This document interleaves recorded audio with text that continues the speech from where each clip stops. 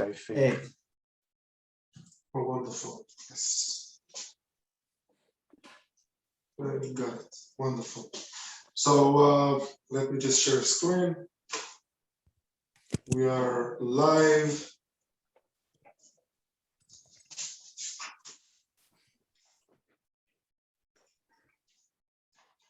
You can see my screen, guys? Yes. Wonderful. I'll just remove this out of the way. We'll do it. That's it. Now I see you, you see me. We'll see.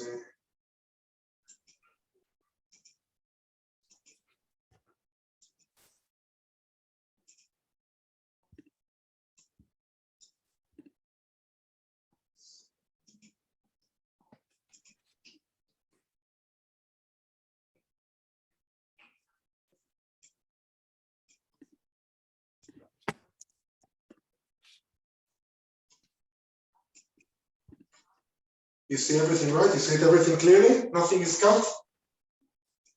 I think the top and the bottom are cut. Wait. I'll fix it. Real quick.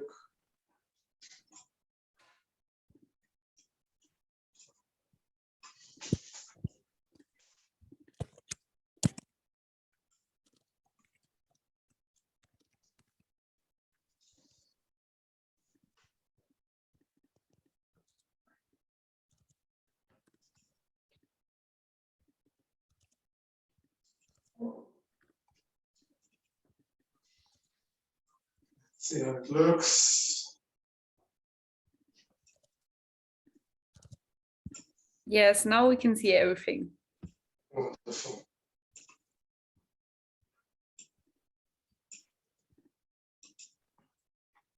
So brilliant.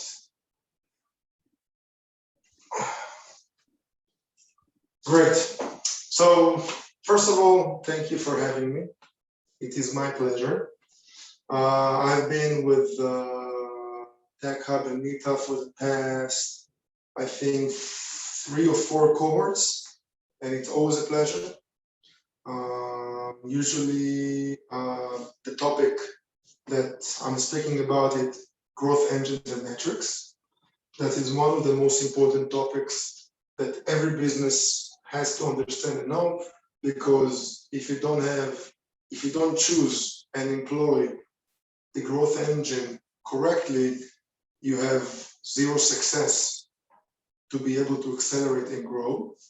And on the other hand, if you won't be able to measure the metrics, to measure progress and performance accordingly, again, you're going to be in a big problem, and you won't be able to choose the right indicators and follow performance in the right way.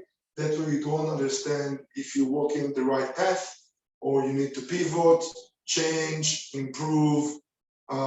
So it's a very important topic. I chose it and I employ it in every startup that I manage. Let's talk a little bit about myself, because I'm probably not going to do it for too long. So my name is Tomer Ashkenazi. I'm a startup business coach. My expertise is SaaS. So basically a SaaS business coach. And this is what I do for the past, I don't know how many years. I help startup founder grow, accelerate growth, scale, and reach their full potential.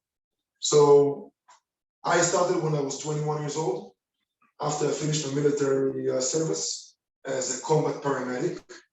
And I decided to move to the US and work in distribution company in New York. I didn't have any education or language. My English wasn't that great, but I had the strengths in my self-confidence, and I was super convincing. 2 important values if you want to promote yourself. For 12 months, I was running between stores, offering goods, and no advertisement. There was no e-commerce available like today, and everything was done manually.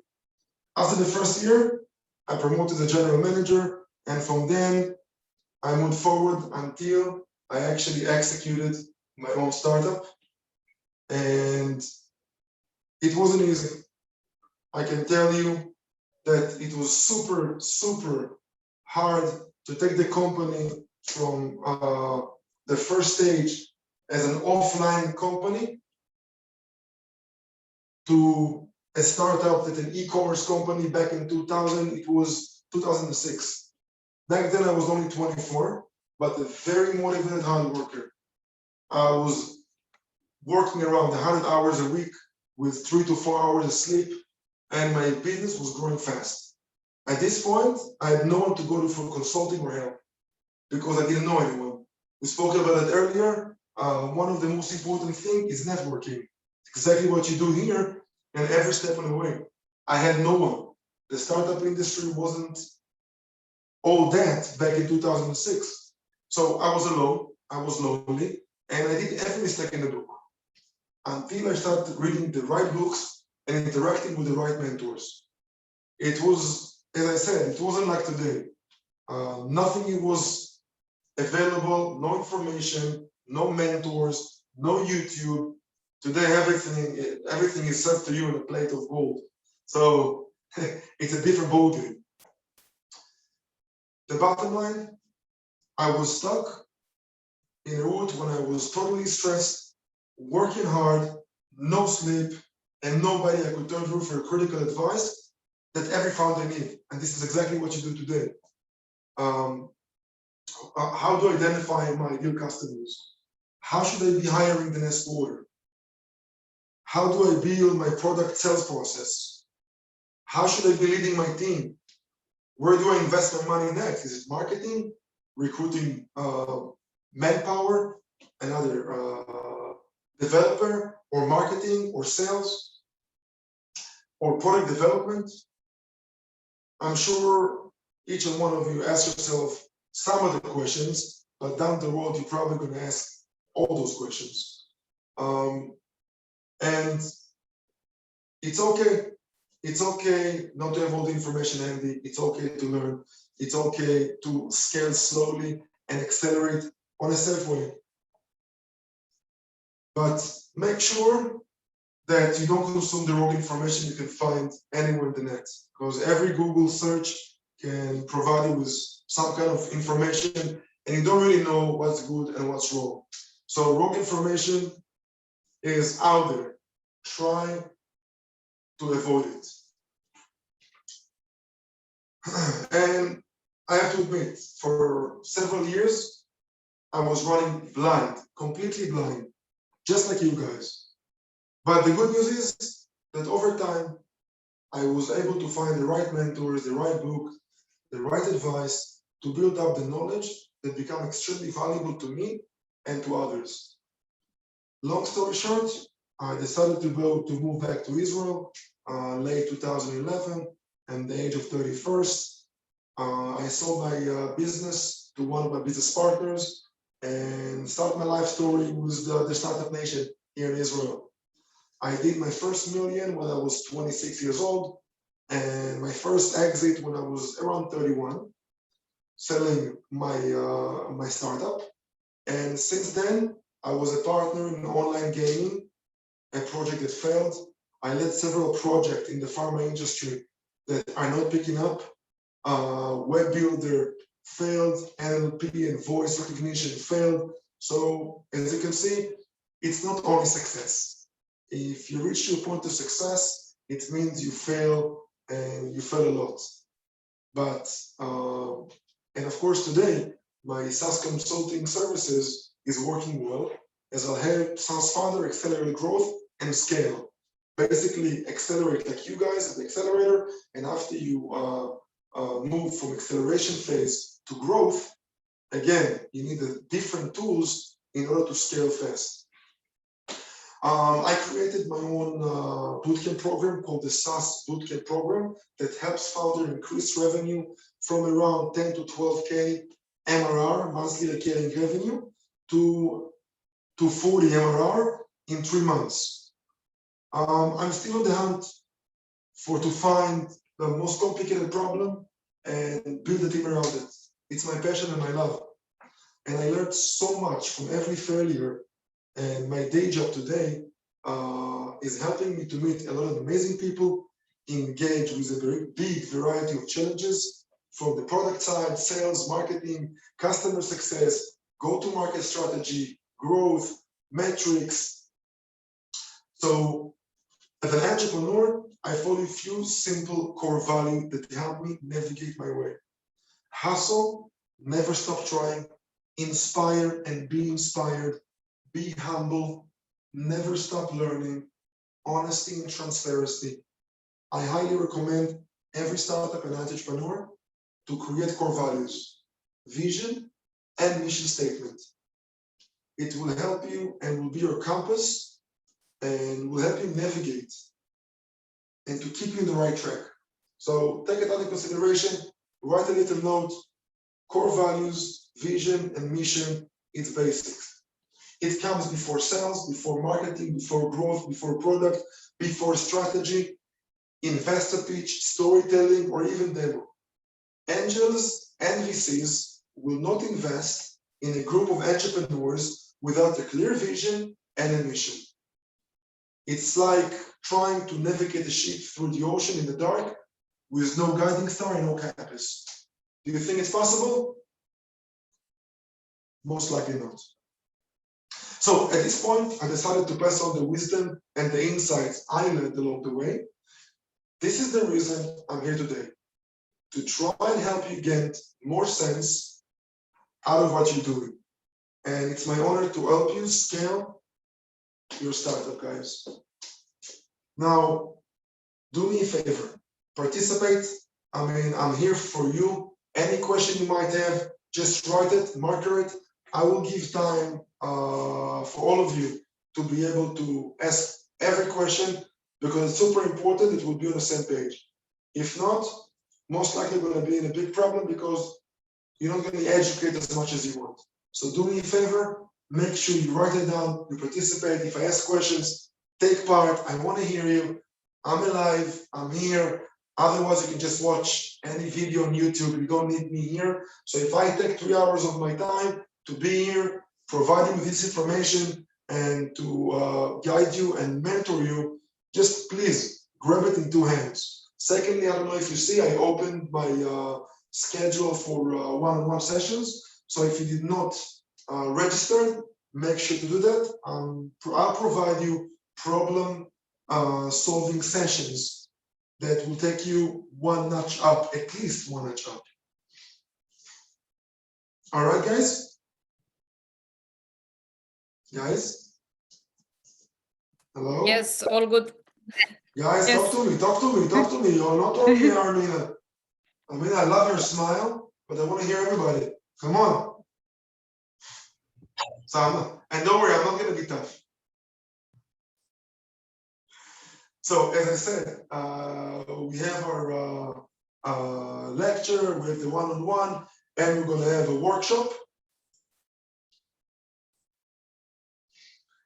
Now I would like to hear you present your elevator pitch. I just present the problem, the solution, and the value proposition in around 1 minute.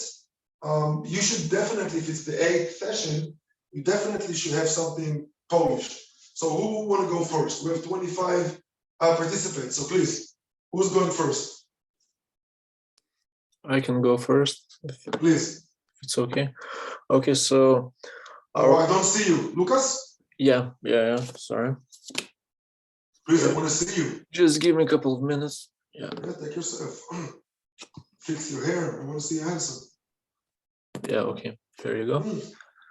Wonderful. So fast. You got to San Francisco. Yeah, just around the bridge. Yeah, so basically, our problem is that statistically, at least one family member is. Hold on a second. First of all, introduce yourself. Yeah. Introduce the company. Okay. The problem, the solution. Yeah. Do it all. Okay. Okay. So, hi, my name is Lucas. I'm a team member of InGenes. my other team member is Ostea, which is currently also in this call, but I take care of all the talking. So, and what we do, we have got a licensed laboratory for genetic. Go ahead, I'm listening.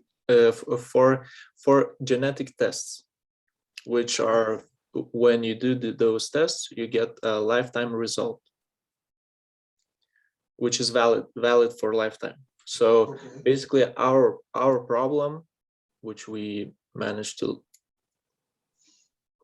get over a lot of talking, is that every person in their family have got one family member which suffers from incurable disease like Alzheimer, for example, Parkinson, and we can diagnose them in early stage and save money for their family members, for them, because they can take care, they can take some actions to prevent it to progress into later stages, and be able for people and family members still be connected. So as a solution, what we provide, we provide a saliva sample from which we can make a test and give this person an answer. Does he have got this disease in his genes? Should he be thinking about what he needs to do later on? So I hope you understood, because it's not a tech, it's a little bit harder to describe in a couple of short words, so I probably exceed 1 minute time limit. So first of all, I heard you well. Do me a favor, on Wednesday, remind me please that I want to hear your pitch again. I mean, you're wonderful, but your pitch is supposed to be smooth. If one day you would like to raise money, you need to be on top of your game. In 1 minute, I want to think about you right now riding the elevator with the biggest investor ever, that I don't know, with Elon Musk, okay? And you want to introduce your idea to him, so you're going to take part.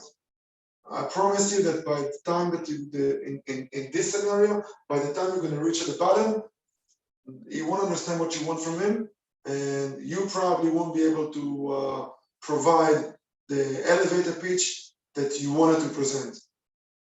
So Lucas, do me a favor. Next time, it's Wednesday, we're going to have another session. Remind me that I would like to hear more, would like to hear again your pitch, okay? And just make sure it's smooth. 1 minute, smooth like cutting a butter, okay? Deal? yeah, okay, sure, no problem. Perfect. Who's going next? I mean, guys, don't be offended of me. I'm trying to help you. I'm raising money for other companies from 500K euros to 5 million. I know what they want to hear. I know how you should sound, and I'm here to give me feedback. Okay, who's going next? Methods? Yeah, I can go next. So I'm Antas. I'm from a REST team. We are a team of 2 members, me and Pranciškus, that is also attending the meeting. So have you noticed how it is important to register for any services right now, especially nowadays when all the pandemic periodic, you have to book before your meeting for any kind of service. We are REST, a SaaS platform, the online booking system for all service-based businesses. A lot of businesses still using their notebooks or uses phone calls to accept reservation. This way, they are losing their potential clients, and they're not scalable businesses. Recent research showed that businesses that use this reservation system can scale their revenue from 30% to 120%. We are here to produce a user-friendly 24/7 online reservation tool with an easy management and notification. Better accessibility and easier management leads to happier customer and, most importantly, higher revenue. Amazing. Wonderful. Thank you very much. Good luck. Who's going next? I will need it.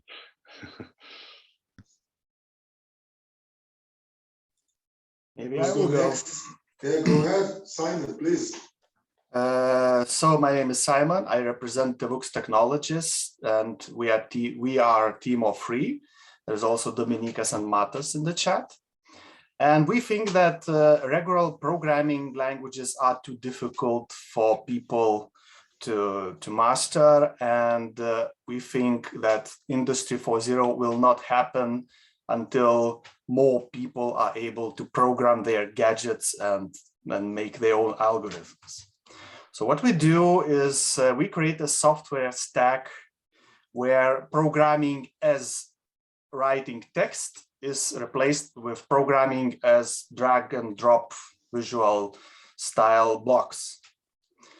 This opens a lot more possibilities for non-engineers and non-programmers to dive into the Internet of Things and Industry 4.0 world, and allows them to build their own smart houses, smart greenhouses, and whatever smart they build. That's it. Wonderful. Thank you. Wonderful. Thank you very much. Good luck. Who's going next? I can go next. So Yes, hi. please. What a wonderful smile. Yeah, thank you. All right, so hi, I'm Karina, and I'm one of the co-founders of Rückmal. We solved the problem of back pain, which according to the World Health Organization, 8 out of 10 people experience in their life. And one of the main root is sitting, inflexible sitting positions. So our solution is very simple. Maybe you've heard about height adjustable tables. We do the same thing, just easier, more sustainable, and more cost efficient. So we invented a kind of shoe you can put at the bottom of a table leg, and then every table you have at home becomes height adjustable. And our mission is long-term. We are fighting for a world free of back pain. Thank you.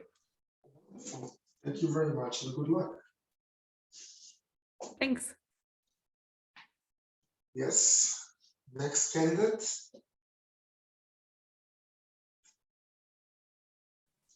Yeah, I can go next. Oh, wonderful. Armina, thank you. Hi, everybody. My name is Armina, and I'm one of the co-founders of Rookies. The problem that we identified in the market is that 1 out of 2 young people have no idea what to do with their lives and what career they want to pursue. And at the other end, companies need to hire 3 people so that they get 1 good hire long-term. So what we want to do is, and what we are going to do actually, is create a digital ecosystem that matches young talent with company needs.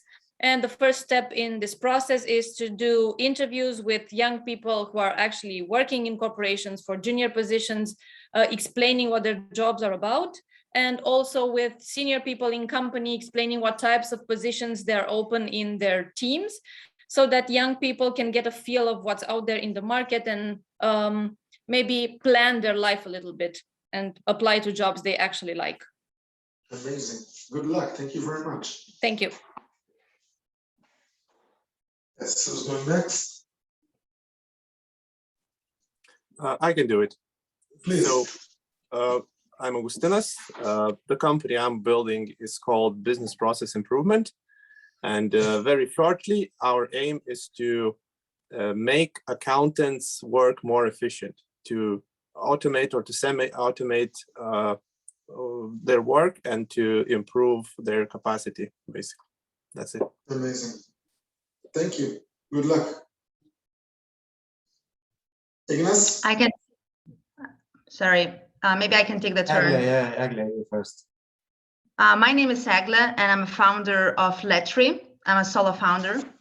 I want to solve a problem of emotional intelligence, and I want to help kids to improve their emotional intelligence and their communication with parents. My solution is to write letters to kids with the content that provoke parents and kids discussions about the real life problems that kids interact, and to develop a business that would give like a subscription-based letters, that would be a subscription-based letters to families. That's it. Wonderful. Thank you very much. Good luck. Thank you. Yes, Yes, please go ahead. Yes. hello, I'm presenting Volmac, and we are creating the next level one-on-one basketball competition platform. And the problem is that there is that there is no platform for basketball players to improve individual skills and be rewarded. So our solution is innovation in basketball game through the app. One-on-one basketball players platform, which builds community to improve your individual playing skills, easy finding a ranked player or interactive tournaments to compete at any time you, in case of winning scenario, earn some tokens. Amazing. Thank you very much. Good luck.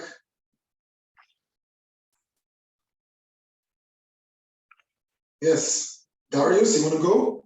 Yeah, finally came to the Please. school. So, You're so my you're name so is polite. Darius. I love it. Thanks. So, my name is Darius, and I'm the founder of Curtido, and we're building a platform which allows brands from fashion, from cosmetics, food, coupons, and presents industries to personalize their items. So they will be closer to the customers and can make a tighter bond with them. We do this through QR code with plug and play artificial, how to say in English? AI. With artificial reality, which will play the plug. Virtual reality. Yes.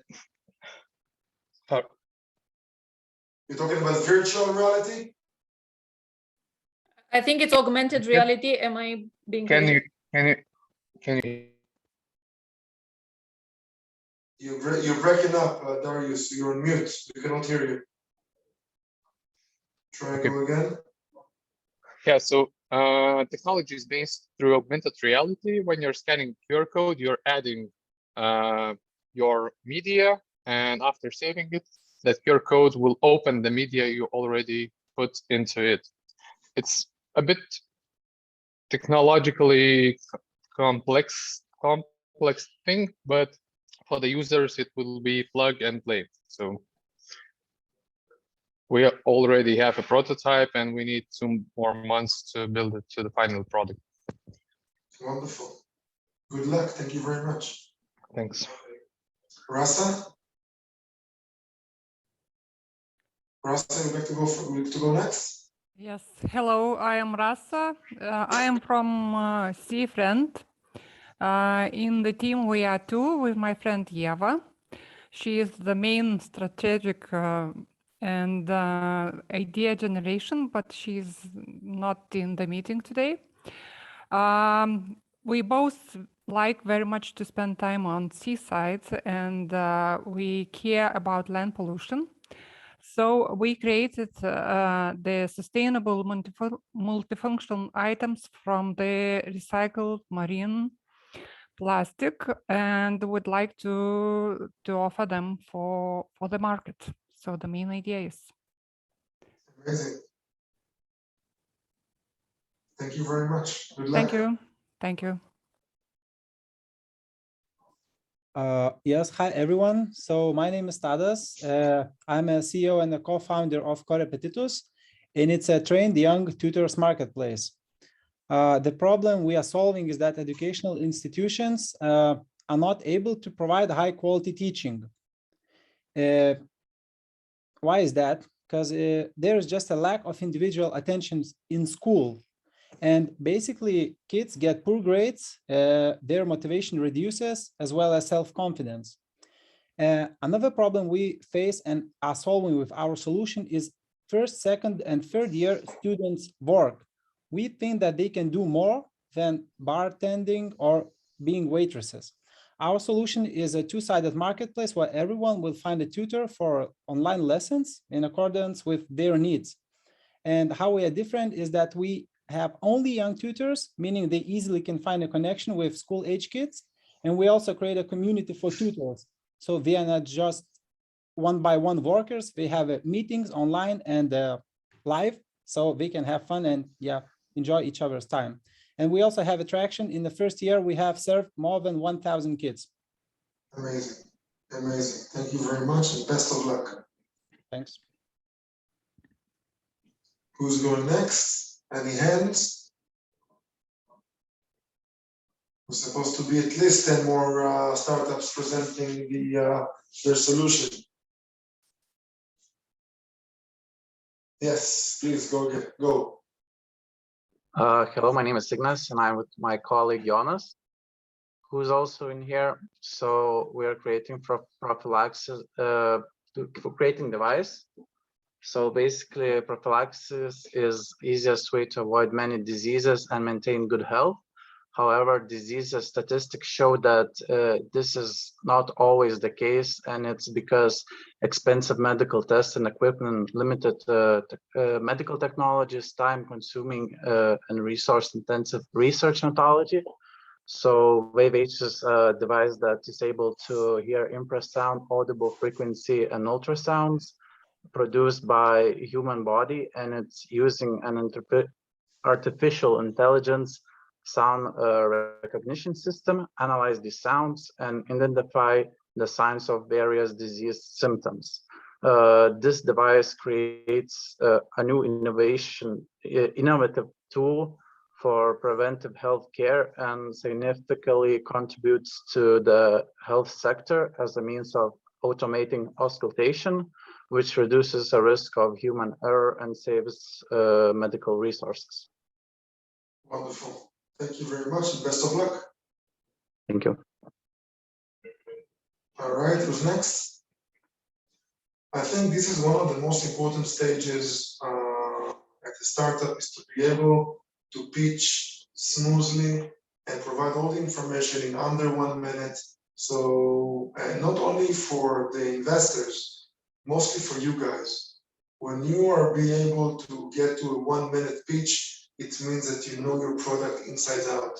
So take it under consideration, put it close to your heart, and just work on it, sharpen it all the time. Yes, who's going next?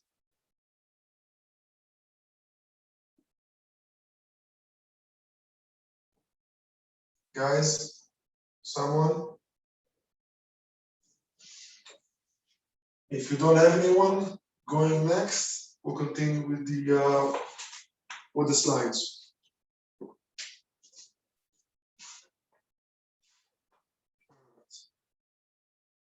So first of all, thank you everyone for participating.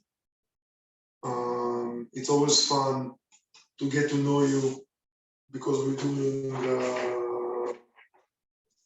a very intimate lecture.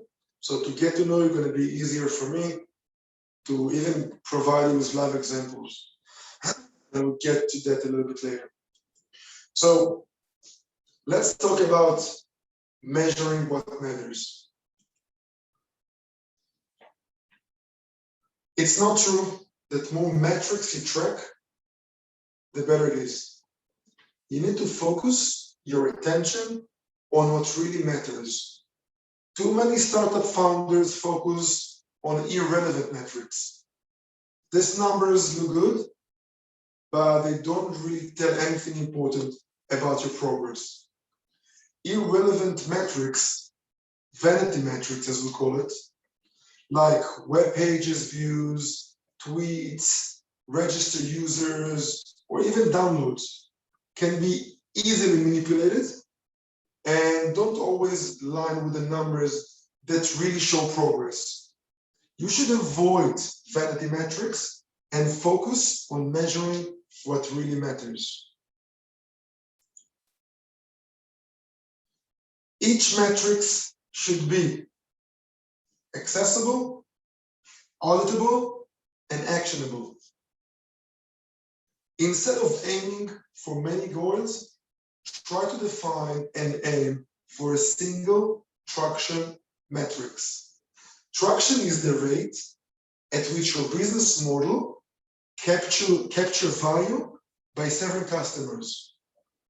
It indicates the output of your business model and services as a progress measure for startup founders and investors.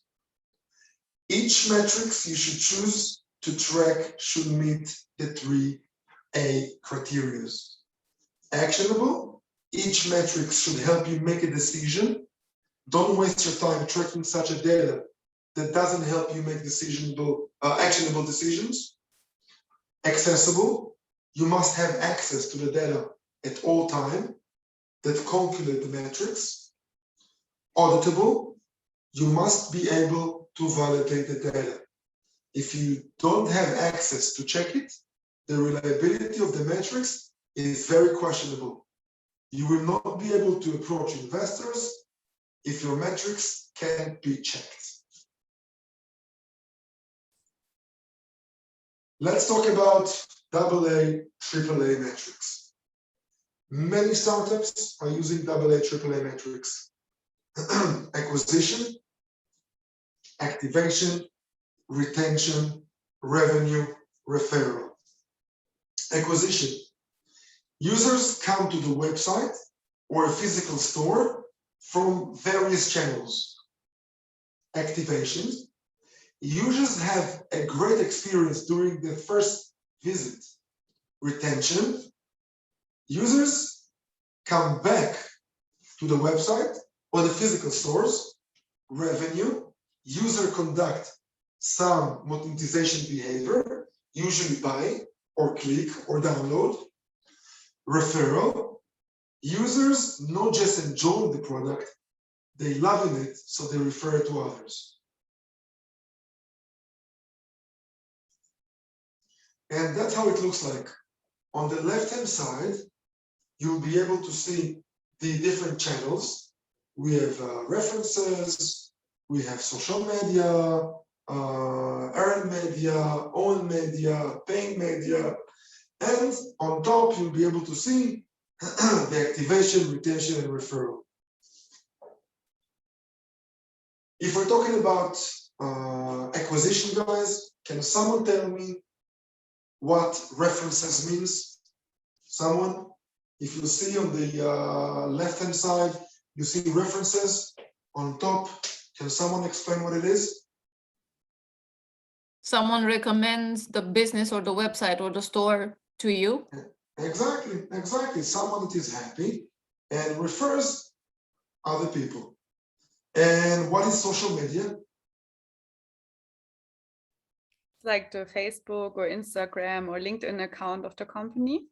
Correct, correct. Another very important channel to generate traffic into your store or website or e-commerce is social media.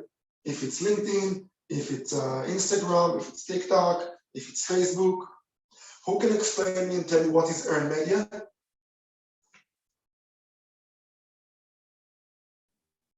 I guess it. No, Okay, please go ahead. so it's, for example, if the Tech Hub would write an article about us and publish it, it would be earned media for us. Correct. Earned media refers to the content that someone creates about your company that you don't have any control over it. Okay? It could be a review someone wrote on your product. It could be a video featuring your company and many more. Who can tell you what is owned media?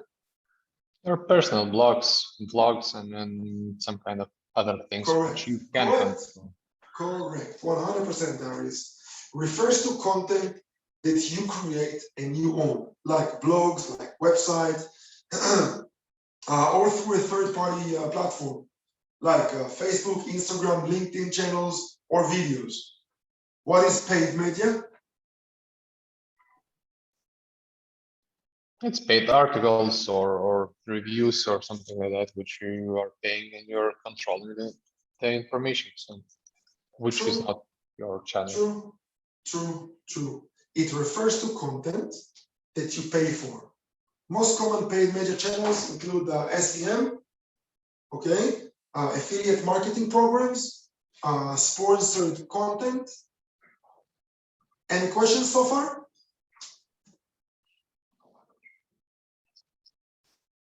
Brilliant. Let's move on. Sales funnel and pipeline stages. Look at the split I did for you. On the left-hand side, you'll be able to see the sales funnel stages. That is awareness, discovery, evaluation, intent, purchase, and loyalty. On the right-hand side, you'll be able to see the pipeline stages. Okay? Let's talk about awareness. Prospecting, our audience is exposed to for the first time to our marketing campaigns and brand. This is awareness. Our prospects, our potential customers are getting aware of us and our brand. Discovery, our audience is attracted to a relevant marketing content and clicked the banner or leave his information, what we call MQL, Marketing Qualified Lead.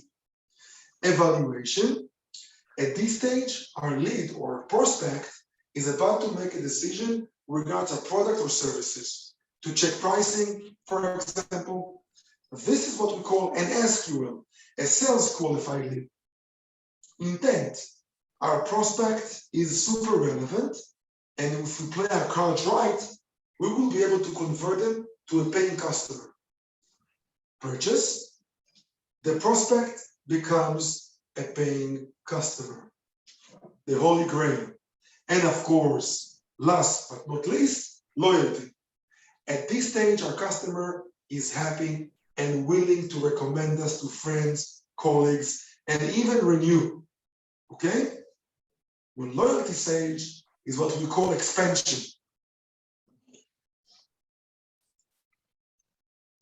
So what really matters?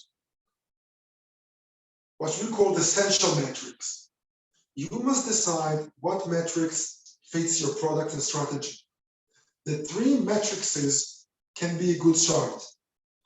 Any potential investor would like to know your customer lifetime value, what we call CLV, how much you earn per customer on average on a lifetime cycle. Okay, so basically divide the ARR by the number of customers. Everybody knows what ARR means? ARR is annual recurring revenue. Annual recurring revenue. Customer acquisition cost. Super important. How much it costs you on average to acquire a new customer. Marketing cost, referral offers, PR, partners, and any other cost divided by the numbers of new customers on a specific timeline. It could be monthly, quarterly, or even yearly. Sales cycle duration. The average time, days, weeks, month, needed to transform a lead into a paying customer. So remember those 3, super important. I'll go over real fast, okay? We have 3 metrics that's very important to measure. Customer lifetime value, customer acquisition cost, and we have the sales cycle duration. If you have those 3, it's a good start for any business. Most important is to identify the key metrics for your success. Prioritize your metrics and limits into 5 to 10 matrices. It's more than enough to monitor progress. Make decisions and take actions. You don't need more than that. Don't carry more than 10 metrics, okay? In order to get a better business growth results, you should know where to optimize your sales funnel and in your customer journey. So optimizing your sales funnel and customer journey is the most important thing to keep you on the right track for growth. Regularly check your metrics and understand how it affects one another. For example, if you want to optimize your marketing campaign, you should group your customers and active users and group them by marketing channels. For example, you measure only Facebook channel, LinkedIn advertising, direct visitors, affiliate programs, and so on. The main goal is to optimize your sales funnel. So each marketing channel is different and nurture the prospects in different ways according to your marketing content they were exposed to. So very important to pay attention now. This is why it's important to treat each channel differently in order to optimize the sales funnel and minimize the sales cycle duration, reduce customer acquisition cost, and increase customer lifetime value. Any questions? Guys, do I speak too fast? I have a question. By the way, before that, am I clear? Am I speaking clear? Brilliant. Thank you for the feedback. Yes, Armina, talk to me. How do you approach this when you have a business that has both clients and users, and the client is different than the user? Okay. You're talking about clients and users. Let's be more specific. I mean, if you're selling B2B, so my client is corporation, but my user is young people. I want to gain as much young people on the platform as possible, but my client is the company. So basically, you're like a marketplace, okay? On one hand, the enterprise won't approach you if you don't show them enough traffic. And on the other hand, you have to show them a strong value proposition for your audience, for your users. Otherwise, they're not going to come, right? Wonderful. So if you look, and we'll talk about it a little later, I mean, there is the thing that's called the North Star metrics. I'm going to leave you my email, and do me a favor, whoever wants to understand the North Star metrics. The North Star metric means what is the one metrics that if all my team will push it forward, it will provide a high value for my customers and revenue for my company. Now I know it sounds very in high level, but I have a work frame that will help you manage that.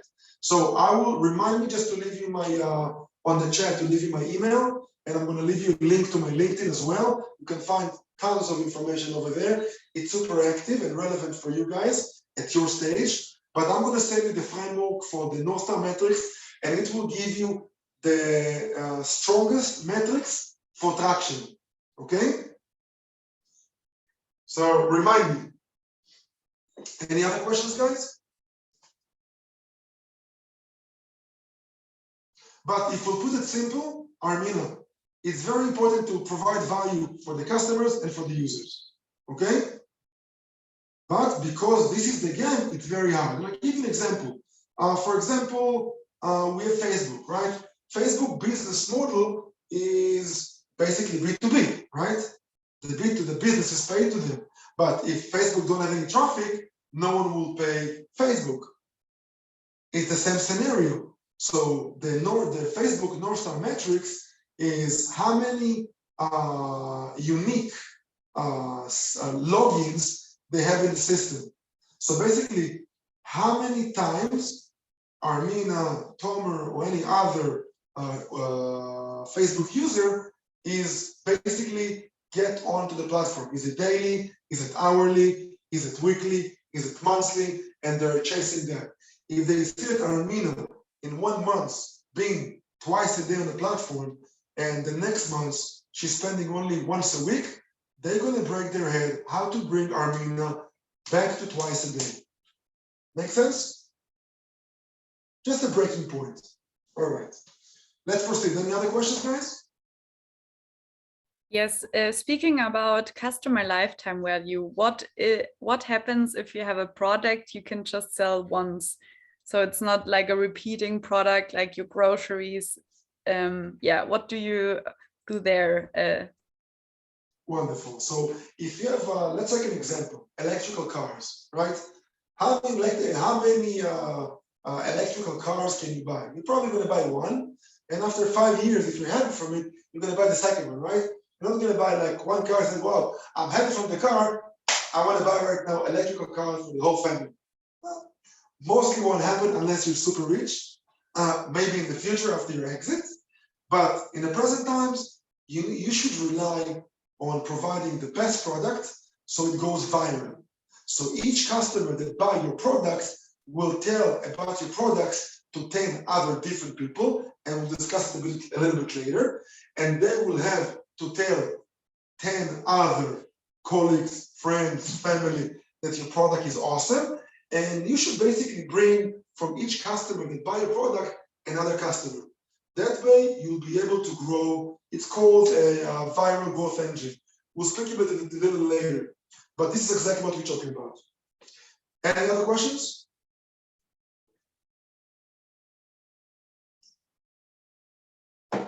Wonderful. Let's proceed.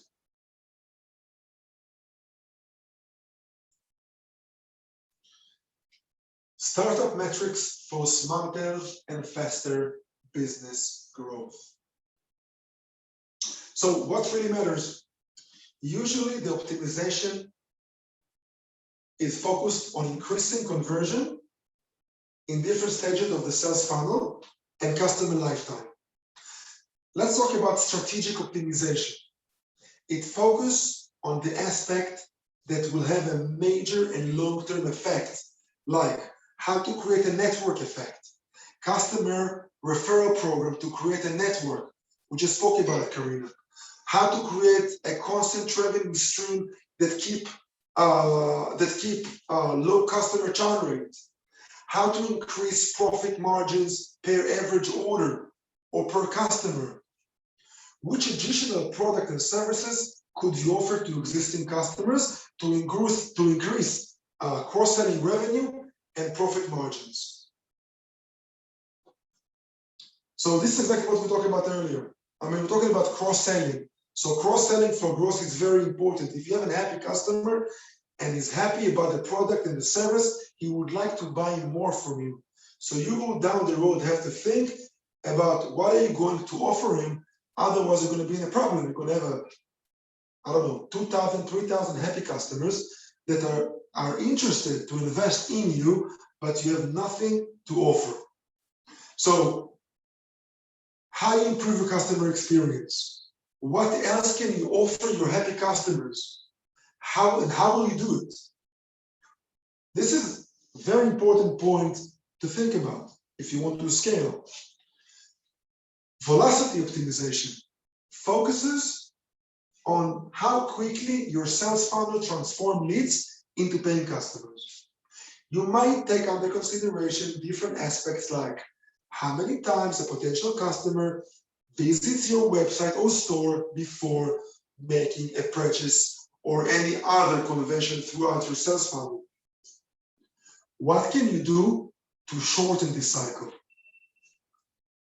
Can someone give me an example of how he's able to shorten his sales cycle at present? People spoke about traction. So it means people are converting leads into users or customers. Can someone give me an example how to shorten the sales cycle? Please, someone? Anyone? You mean for any business or for our startup? For your startups. I mean, think about how you're able, let's say a sales cycle took you a month or a week, and you're able to think of a system to cut it with, instead of a month or a week, to 3 days. Give me an example of how you did it. What did you recognize and what action did you take?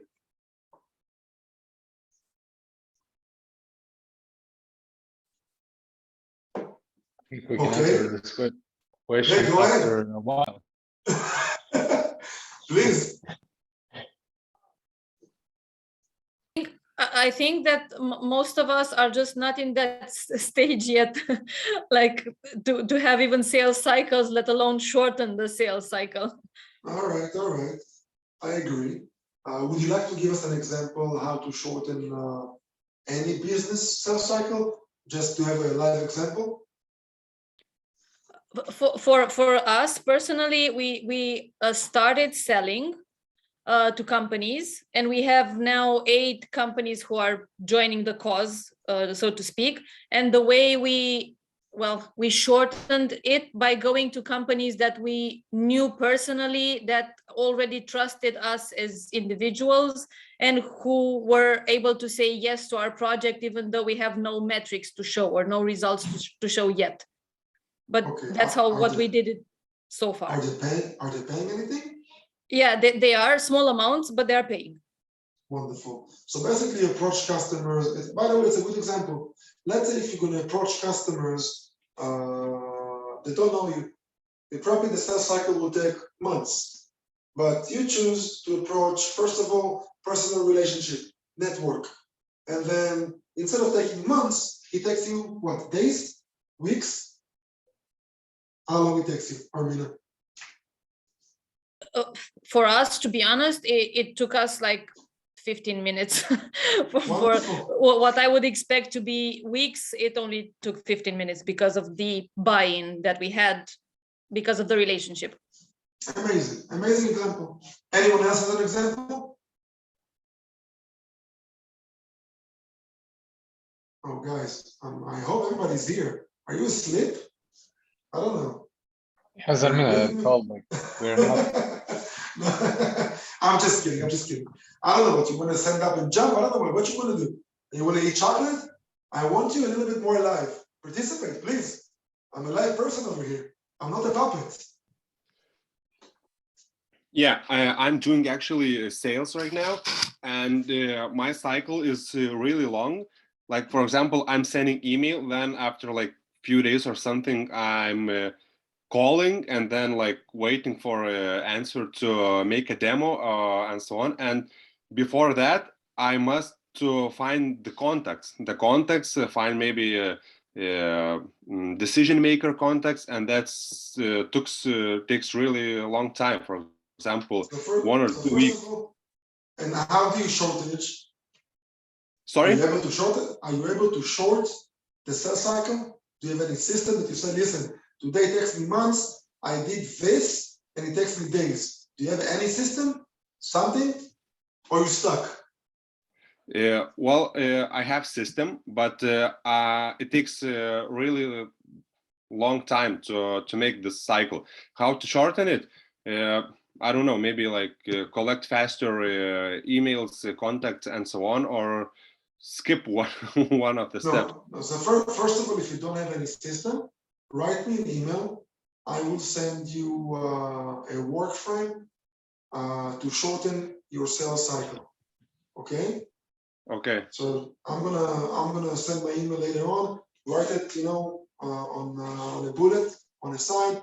Shoot me an email, and I'll send you some framework that will help you shorten the sales cycle and create a very sharp product demo that will overwhelm your customers. All right? Okay, thanks. Wonderful. My pleasure. So let's move forward. How do I know if I'm doing it the right way?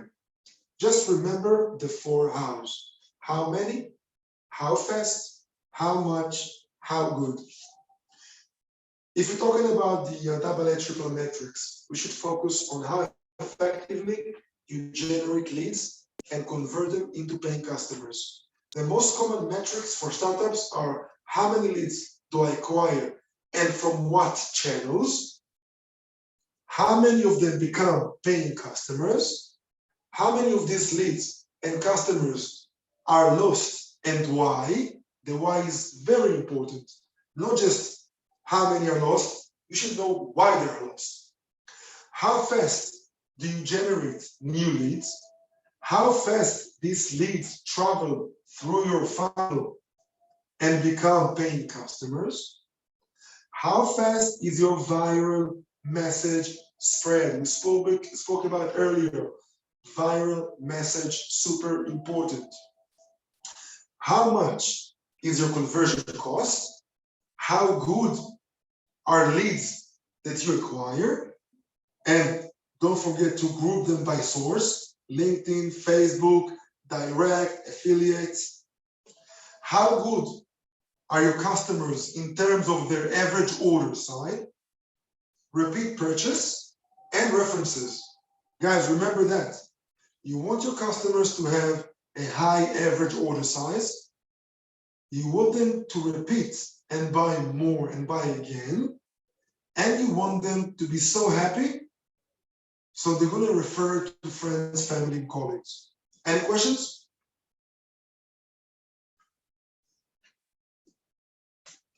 No questions, we move on. So the metrics looks like that. Let me just go. Do you see it clearly, or should I zoom in a bit? A little bit of zoom would be great for me, just my opinion. Yeah, thanks. Great. Don't worry, for everyone. I'm half blind, like a blind dog here. I was in front of the screen.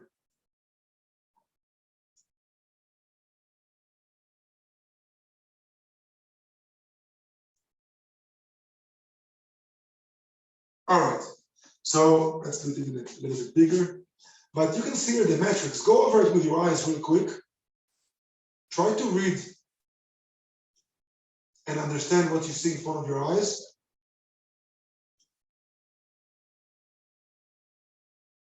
Because it's super important. So when we're talking about metrics, metric relates to sales funnels. You can see that on the left-hand side, we see the channels, and then we see acquisition and then activation. And we'll see the channels that we have. We see the split channels, we split it. We don't have all the channels together. We see Google AdWords campaign number 1, Google AdWords campaign number 2, what we call A/B testing. Facebook number 1, Facebook number 2, boost, blog topics, okay? And you can see the total cost is 100 pounds.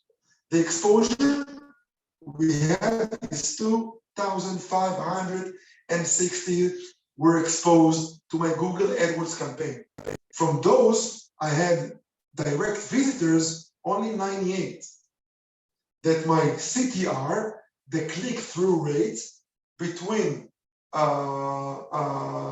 is actually 3.8%.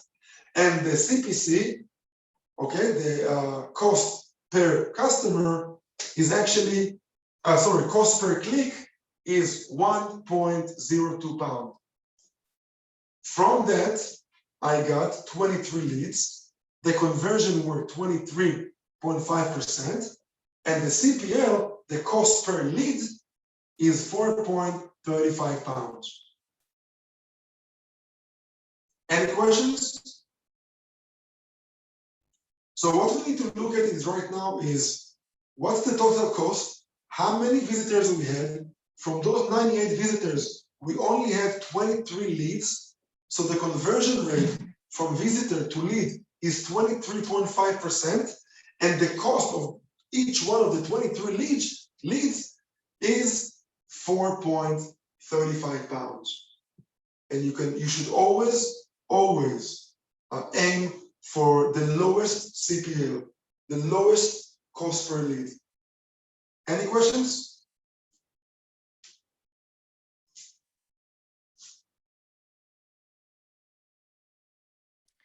I'm wondering something. Please. So let's wonder together. Based on the chart that we see here at the top, does it mean that Google AdWords campaign 2 is the most effective way to get leads because it has the lowest CPL? No. This is only the example. I mean, no. I know. For this example, I mean, not in general, of course.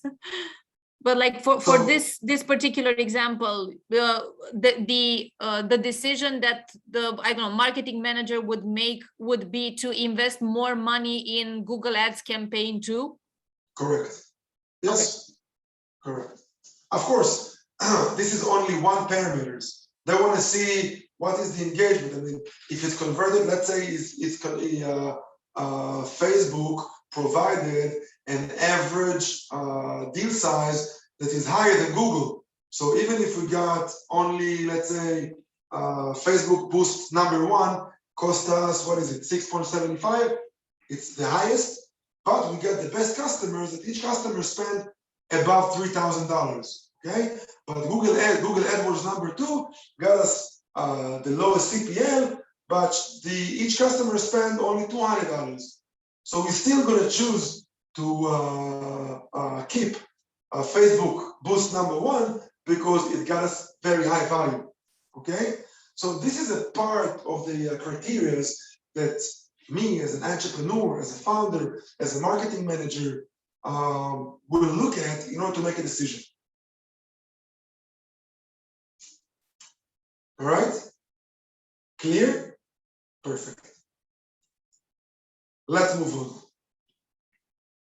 Let's go back to normal. Hold on a second, sorry.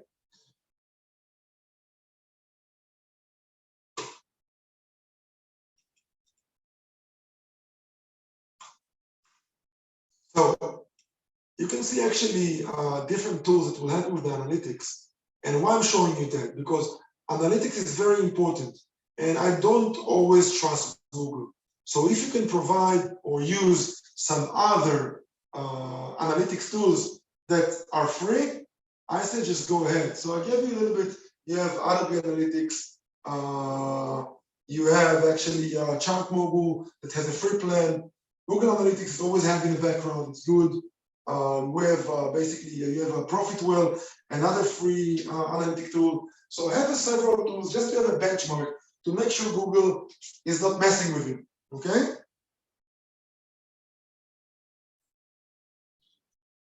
So what is essential to measure? Which parts of your funnel have to validate your hypothesis?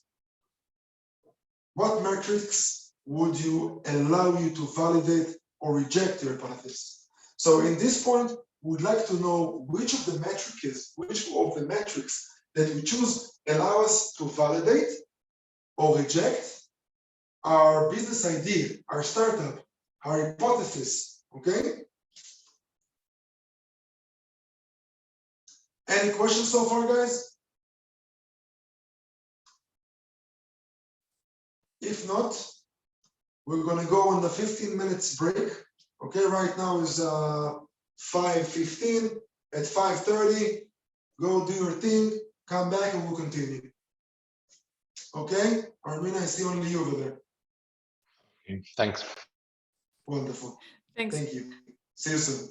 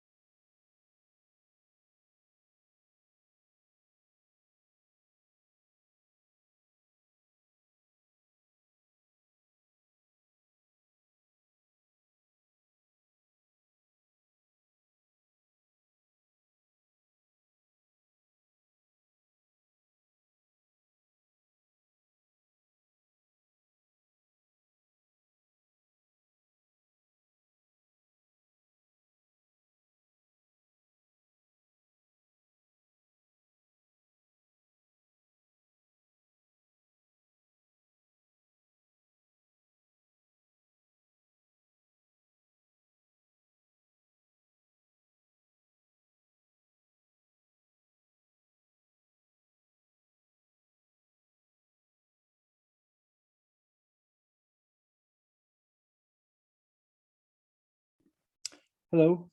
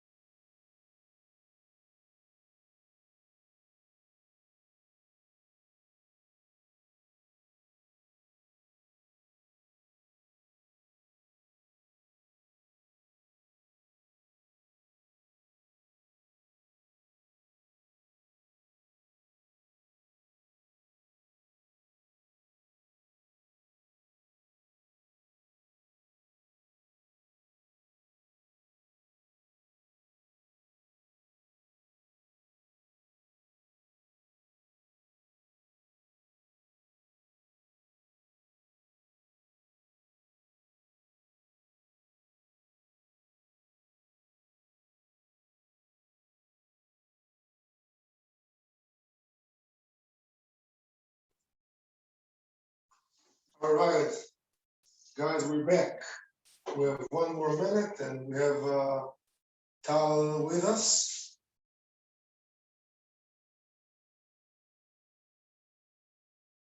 Simon, can you hear me? Simon, Yes, can you hear me? Yes, I do hear you. It's just a sound check. Thank you. Tomer. Yeah. Well, hello. Can you close the presentation for a second so I can see everyone and say hello? Yes, of course. I think they need me now. They're kind of sleepy.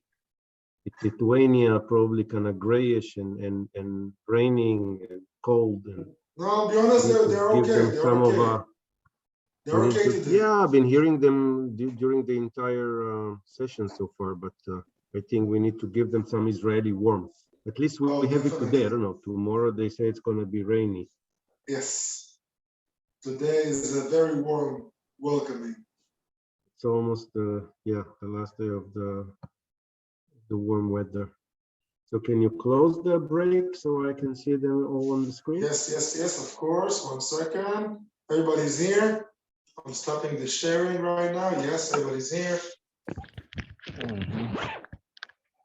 Yes, everybody, guys, fix your hair. Look like they don't remember who I am. Oh Mantas, Tadas, I Ignas, don't hear you. come on, wake up before I kick you. Mantas. Yes. Where's everyone? Where's the If Tadas start kicking, you big problem. Exactly. I mean, I will kick them in about a month, personally, again. They just wait for it. They need it.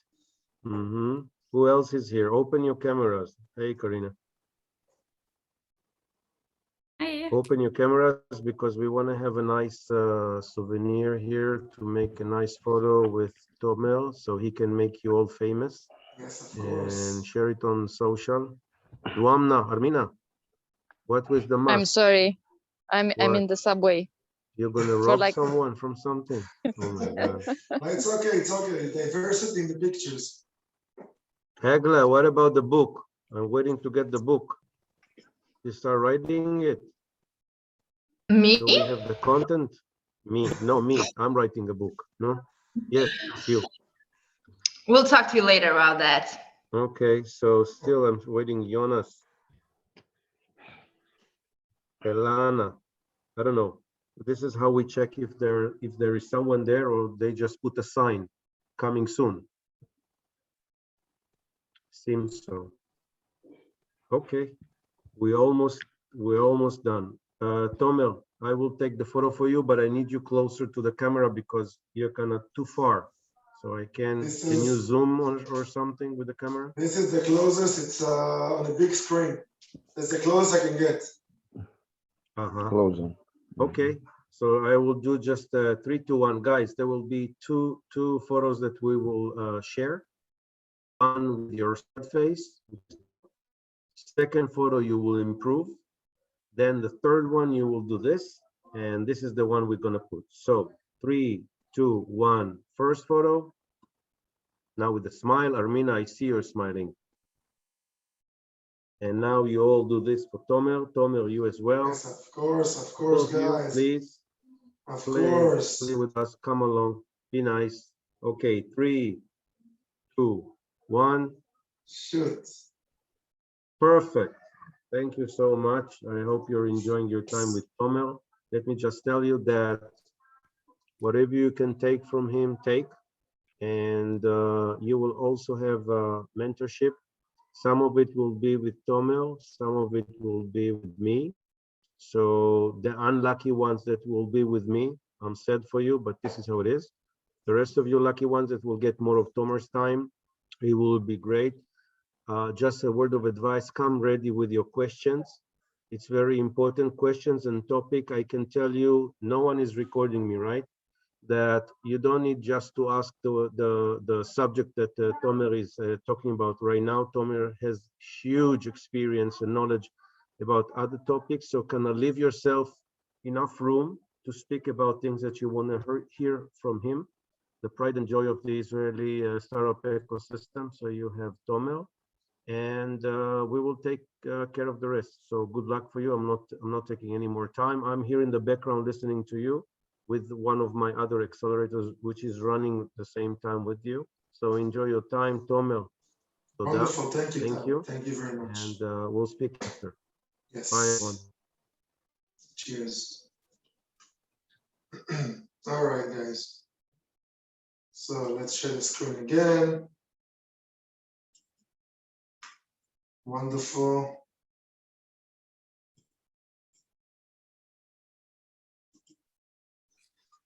All right, so as Tal said, in the meantime, you can see, go to the chat, guys.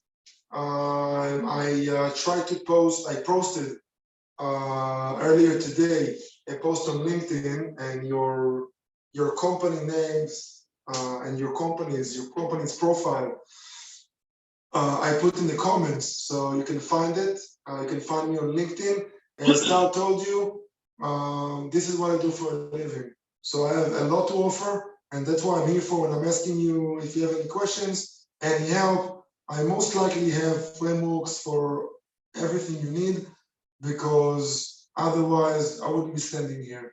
Secondly, follow me on LinkedIn. You'll be able to find a lot of useful information, especially for your stages. Participate, ask questions. If you want materials, just write in the comments. and I promise you, you're gonna get everything from A to Z. I'm here to help you. This is everything I do. So you have my email in the chat.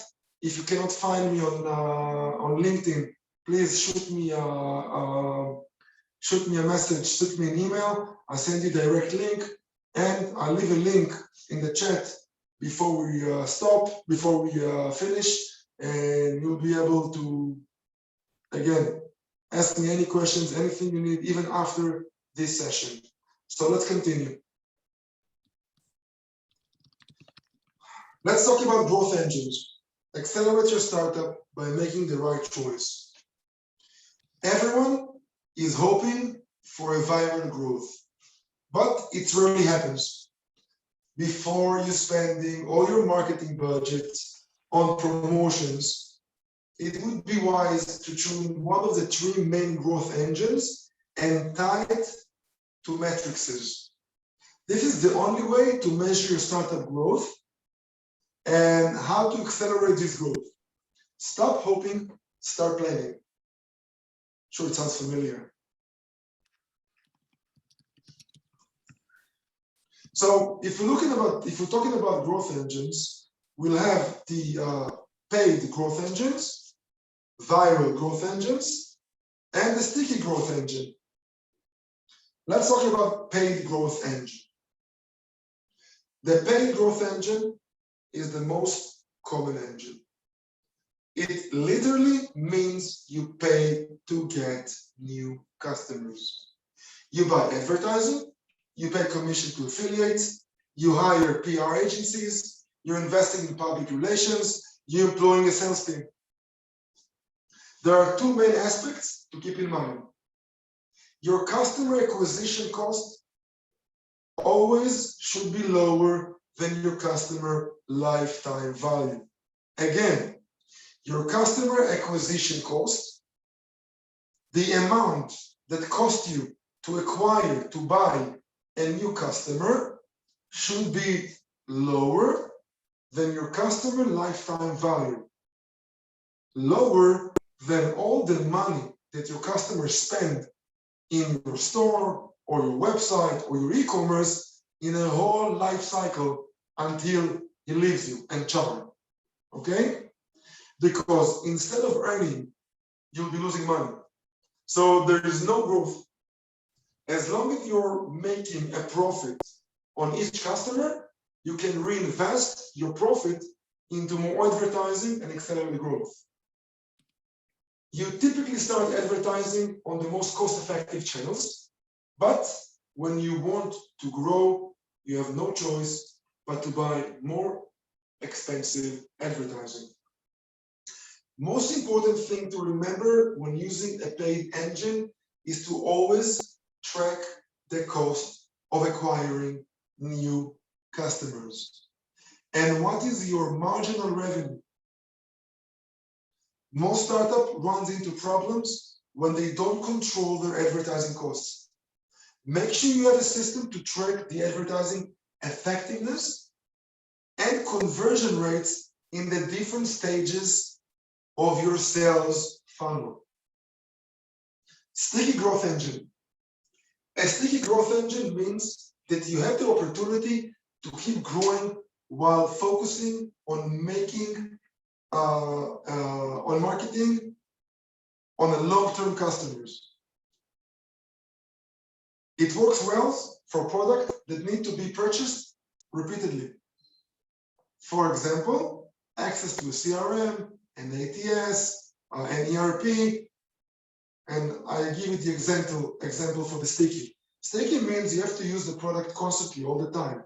If you have a CRM, you're most likely going to use it on a daily basis. You want to see what's going on with your customers, who paid, and who need to be followed, who need to be taken care of, and so on and so forth.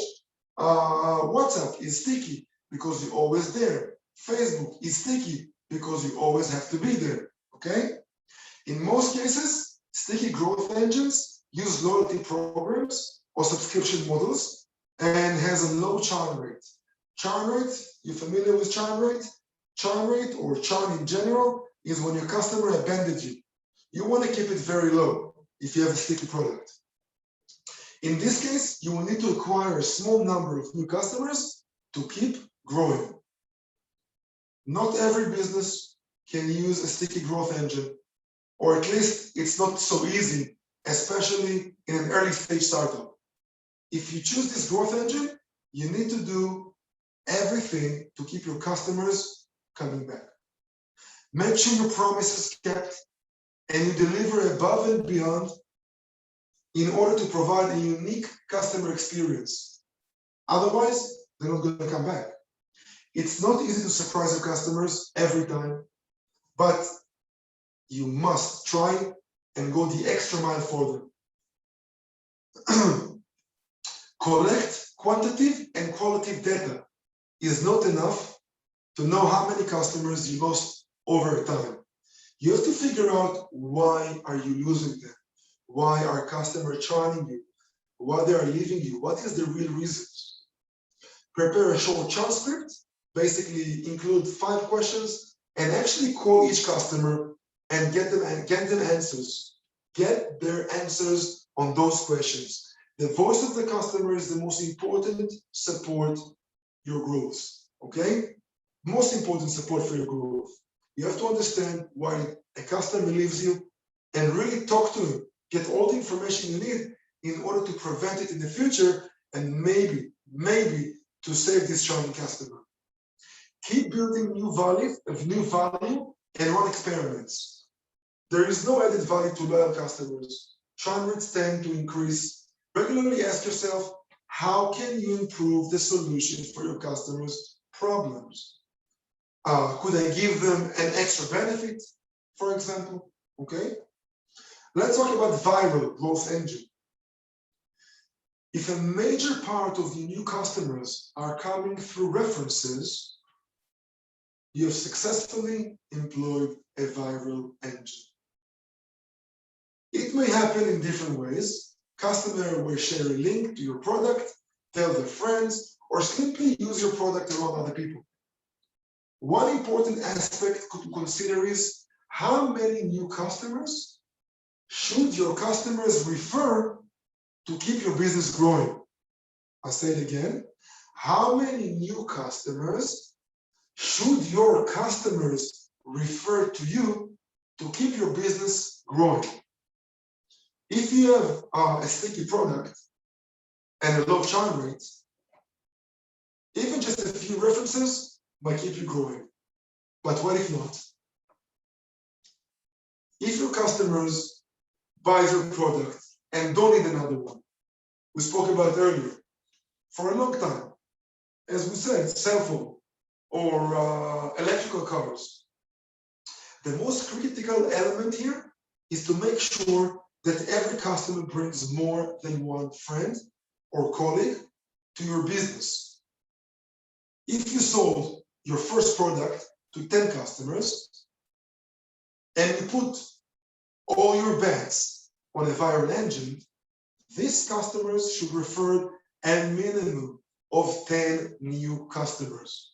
Later, these 10 should refer at least 10 other customers, and so on and so forth. Otherwise, your business won't grow. The viral engine looks very simple to build and employ, but that's not the case, not in reality. In order to be able to employ it successfully, your product has to fit the sticky engine description. It's difficult to build, especially if your product doesn't have a built-in wow factor.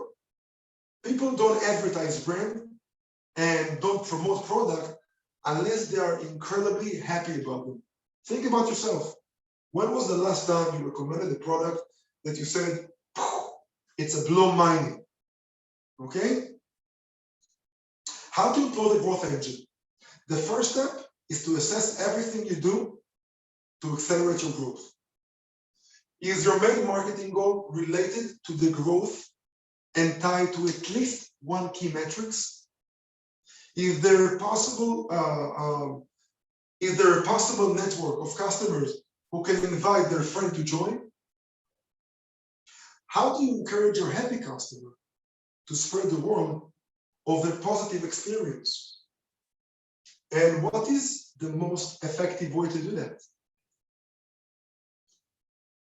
Do you have some new features? You can drive new customers to your product. Product development. Is your marketing campaign is highly effective? You must check it. What is your average customer lifetime value? What is your average customer acquisition cost? Do you have any partnerships that can bring you new leads back to your sales funnel? Examine your sales funnel to identify what's limit your growth and what you can do to remove those barriers.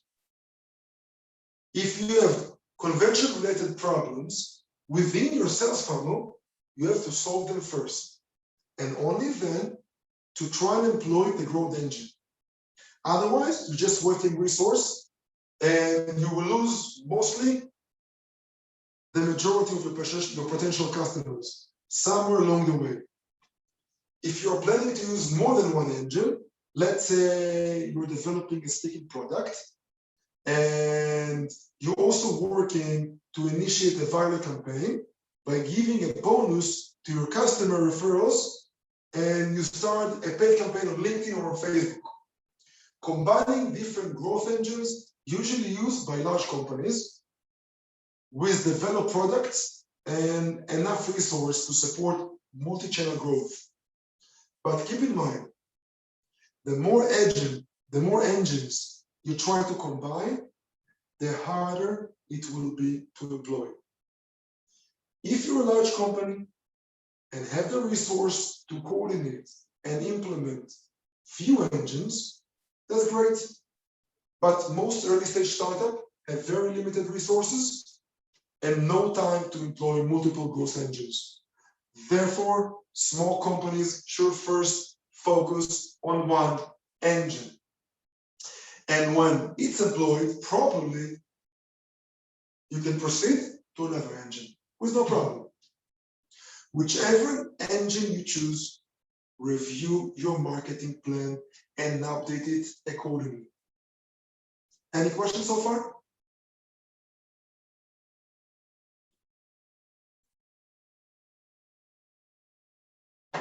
Guys, questions? Am I clear? Mantas? Yeah, you hear me clear? You understand what I'm saying? Yeah. All right.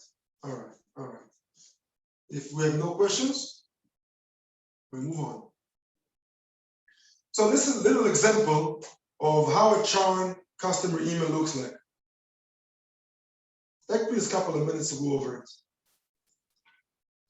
So basically, hello, sir. My name is Tomer, and I'm the VIP customer support at Tomer Inc. How are you today? Make sure you understand that this is not a sales call. You're not trying to sell you anything. I saw that you're using our product lately. If you don't mind, I would like to get a feedback on your experience using our product. Is it okay? Great, thank you so much. And then, what was the main reason you decided to discontinue your collaboration with us? Okay? Do you use any other solution that you are satisfied from? Do you have any other feedback, comments, or concerns that you want to share with us? Very important. You can do it by email. You can do it via phone. Customer loves it. It means you care about them, and people like to be engaged and give feedback. Who gives you feedback? Unsatisfied customers and super satisfied customers. Whoever is in between usually don't really cooperate.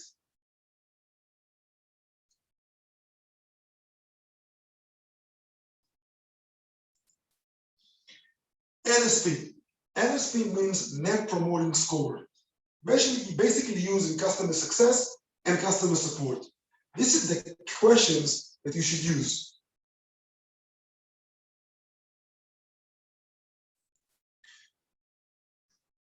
Let's show some growth engine examples.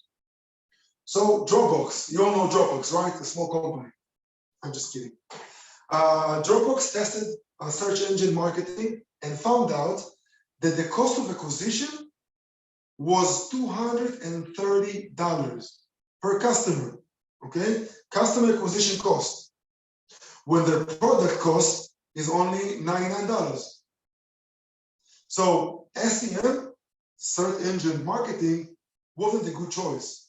Therefore, they focused on viral marketing, referral program. As you can see here,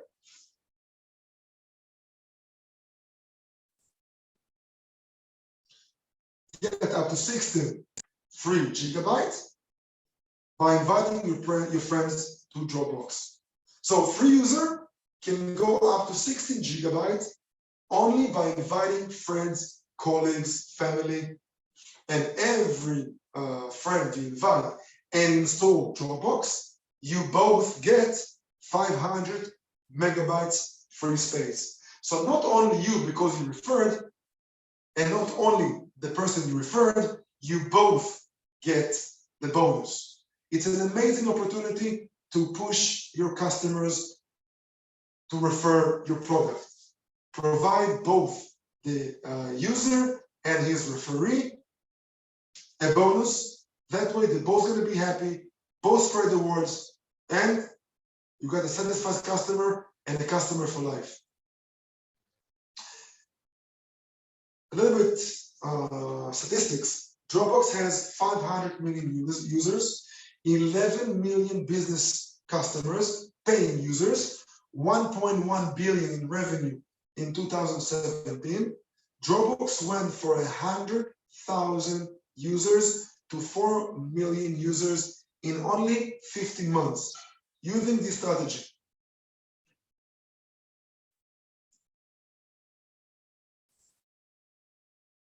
Again, you can see boost your Dropbox storage by up to 16 gigabytes forever.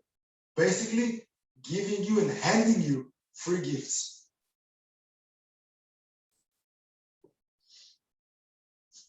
So, it's a good example, Tamer.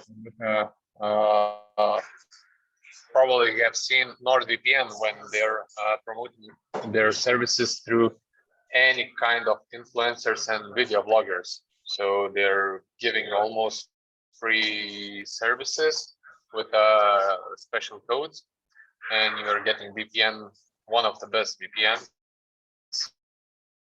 Again, exactly. Also, the last 3 years, it's an amazing way they to just rocket. viral. And they see what they use, diaries, they use videos, they use YouTubers, they use influencers to give free gifts to their potential customers. And I'm sure that both with the blogger. So what I wanted to do is let's try to take everything we learned so far and practice it. I would like to divide it right now in groups.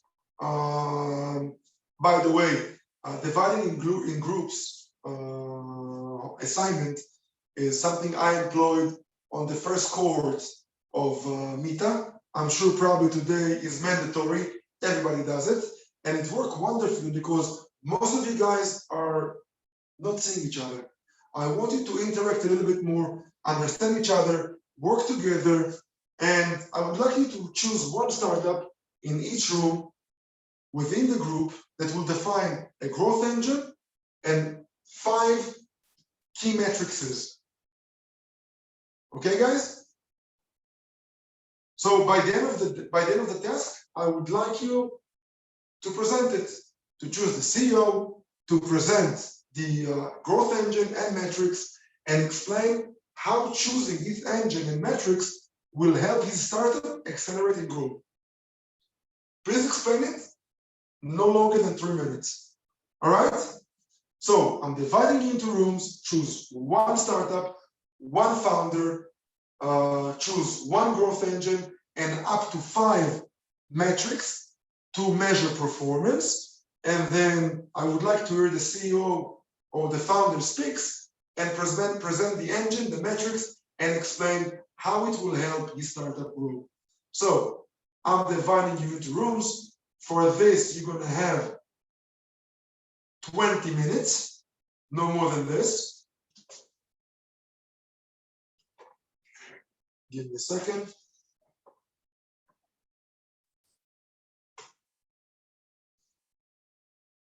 How many were here today? 17 apparently. 17 are you? Okay.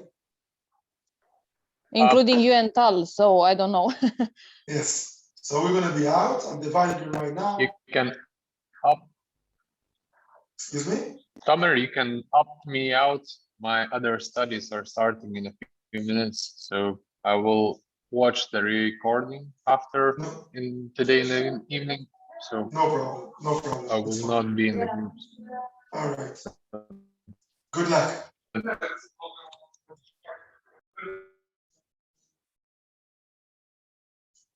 All right, guys.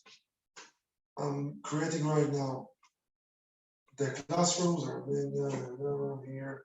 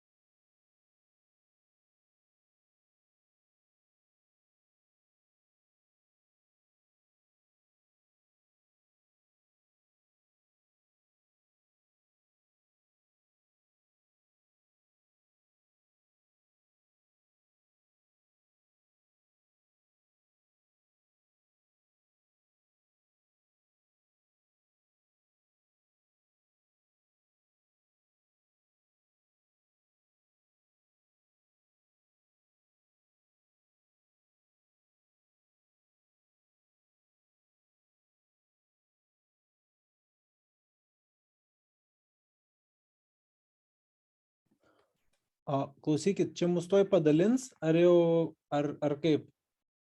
Nu, aš taip suprantu. Okay. Turbūt kažkas nepavyksta.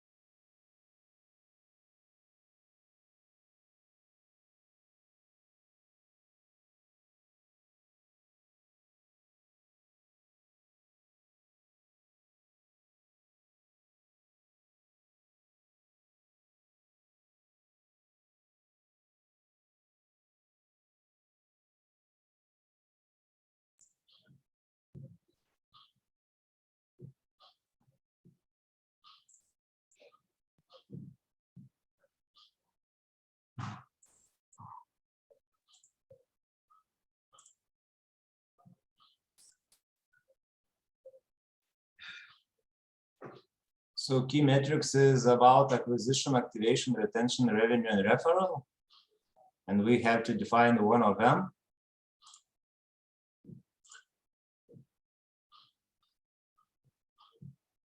Who can answer? What was the question again? We have to define one of the key metrics, and the key metric. You need to define key metrics that will help you measure performance. So one of them, and via acquisition, activation, retention, revenue, referral. These are key metrics. You have customer acquisition, you have customer lifetime value, you have the North Star metrics, different metrics that you're going to use for growth. But we have to choose one of them. No, 5. 5. We have 5 key metrics, and we have to use them 5. I cannot understand. You need to choose one growth engine. One growth engine. Yeah, it's sticky. Okay, and 5 KPIs. 5 KPIs that will measure performance. What KPIs would you tie to the growth engine to make sure that you're going the right way? Do we have a list of them somewhere? So basically, how much a lead cost you? Okay, how many new paying customers you have? Daily. What is the average spend of a customer? These kind of metrics is. And you can also Google. You can Google metrics. Yes, you have a lot of. If you want different metrics, shoot me an email. I sent you a list of over 60 metrics. Okay. Okay. I mean, I know it's hard. It's a pain, but it's super important. And we have to choose only one startup in our group to make this task, right? Yes, you choose one startup. You do all the brainstorming around it. It's just a little practice during the lecture, so you can go home with something more than just seeing my beautiful face and hearing my voice. Okay, and there are not any groups yet. So are you trying to make groups or? In the meantime, we are some divided to groups. Are you're not in a group? No, we are not. We are waiting for you when you are dividing us. Hold on a second. So that's why we are talking in this. Let's add a room. So who's not in a room? Nobody does. Nobody's in the room. Yes, everybody is in one room. What about now? Yes, okay. I've got an invitation. Good. Works? Perfect.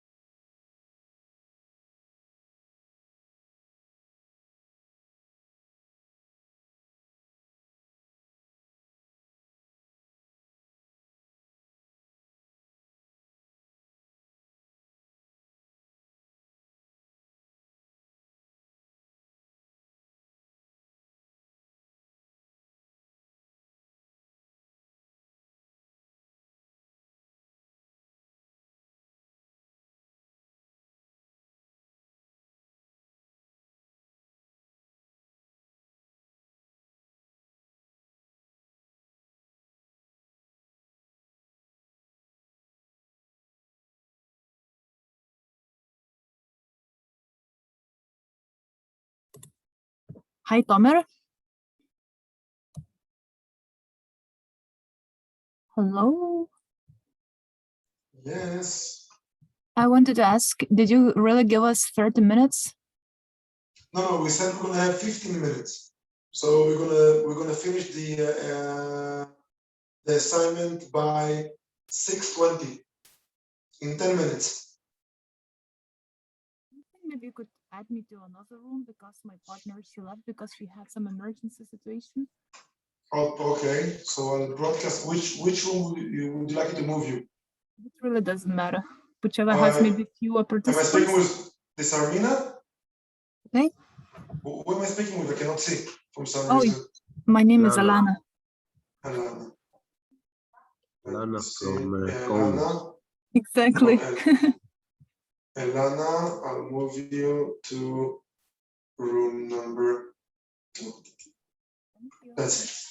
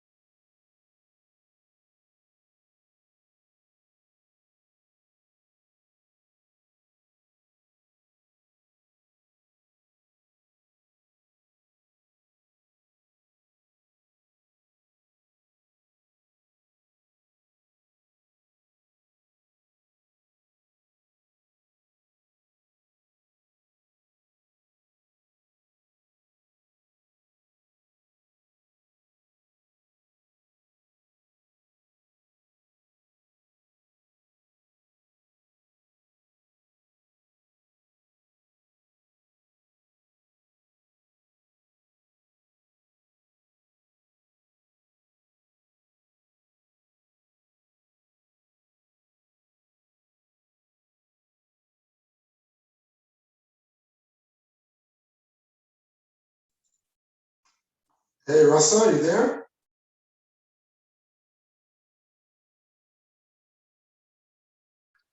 Marius? Yes, I'm here because I have left the room because I need to make a call. But we have discussed the problem with my colleague Egle because in the room number 4 we were 2, so we have shortly discussed and I have left because I need to call. Yeah. Oh, well, no problem. So we can do it, or we can do it on the one-on-one. Register to my one-on-one, and we'll be able to talk about it.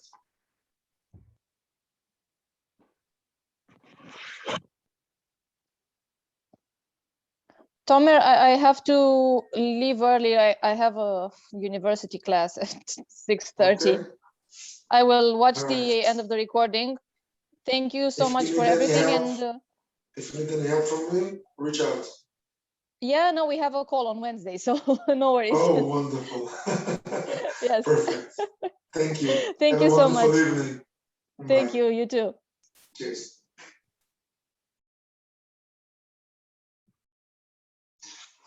We have to finish together.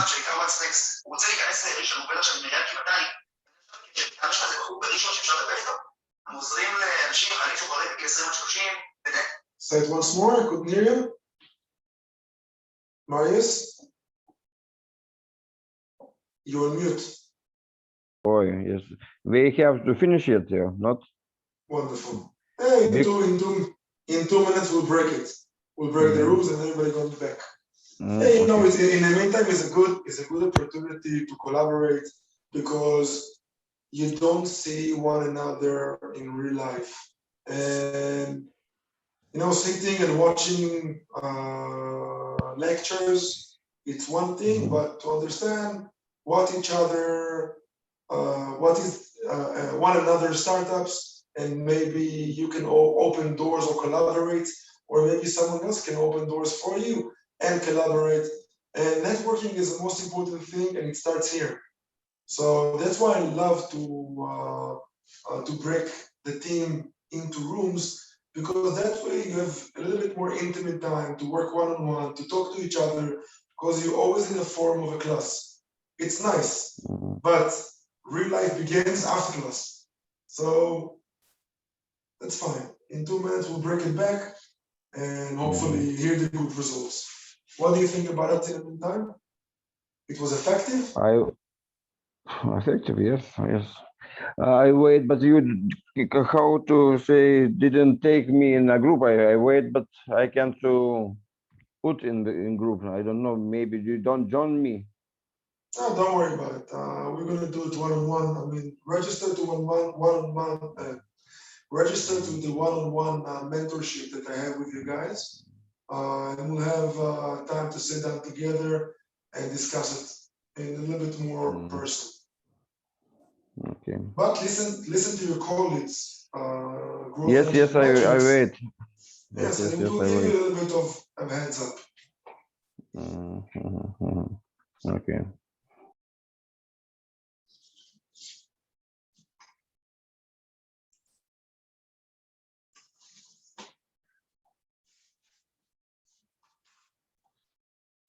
Armina left us. She was with me in the room, so I'm alone. And we were talking about that we are doing direct sales because I have already have a Lithuania product which we're selling, and we're trying to discuss what metrics. But you know, in Lithuania, I have only 1,000 schools, and we're not using Facebook. We members isn't in LinkedIn. We are old, old-fashioned, and so on. So we are just calling them and telling them like story. How our product could be change their life and so on. Yeah, but how many times you need to tell them that story, and after one person tell you, okay, I believe in your story, how long it takes to this person, this customer, to become a paying customer, okay? To this potential lead to become a paying customer. That's what you should do. I understand, but if I have 1,000 only like. But right now we're back. Right now we're back to the group. So register to my one-on-one mentoring, and we'll be able to discuss it together. I mean, guys, you're all back, right? Guys, you're all back from the rooms? Say something. Yes. Yes, we are back. Very good, very good. So the point here is to give you a little taste how to think and try to employ and match and choose the right engine for your product, and start doing a little bit back brainstorming in regard of the performance KPIs and metrics. So I'm sure that that most of you did not find the right KPIs and metrics, or even sometimes the growth engine, but it's a good practice. Of course, you should do it again after we'll discuss it today, and to find a better match for your marketing plan and startup. So who would like to go first and present the growth engine and metrics? Karina? Sure, I can start. So our startup sells kind of like a shoe that makes table side adjustable. And I think the biggest problem we have that you just sell it once and then, yeah, the customer doesn't need it anymore. And we also have a B2B focus. So I think for us, it's definitely that we have to get the customers in kind of like a paid plan or in a paid model. And I think there are different strategies for that. So, and different KPIs for that as well. So for example, we would start with on Google that we're very high in the search ranking, and then see how many people actually click on that and go on the website. So what is, yeah, how is it there? And then we have the website, and then we can maybe do some A/B testing and see how does the website have to look like, so that as many customers as possible go to the shop, and then how many people actually buy in the shop, how does the shop has to look like, and then after the shop, like, do they refer to other companies or do they buy later again? Maybe we can send an email and track that on as well. So yeah, there would be our...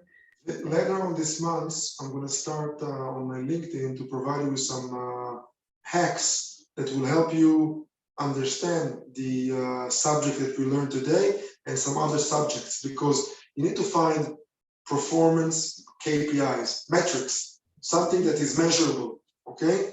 Think about something measurable. All right, thank you, Karina. Karina, someone else? Tadas, you want to go? Next. Yes? I can go next. Tadas, please. Everyone, okay? So REST is a SaaS platform, a reservation system for any service-based businesses. And we talked that the fastest growth in the beginning would be a paid growth engine.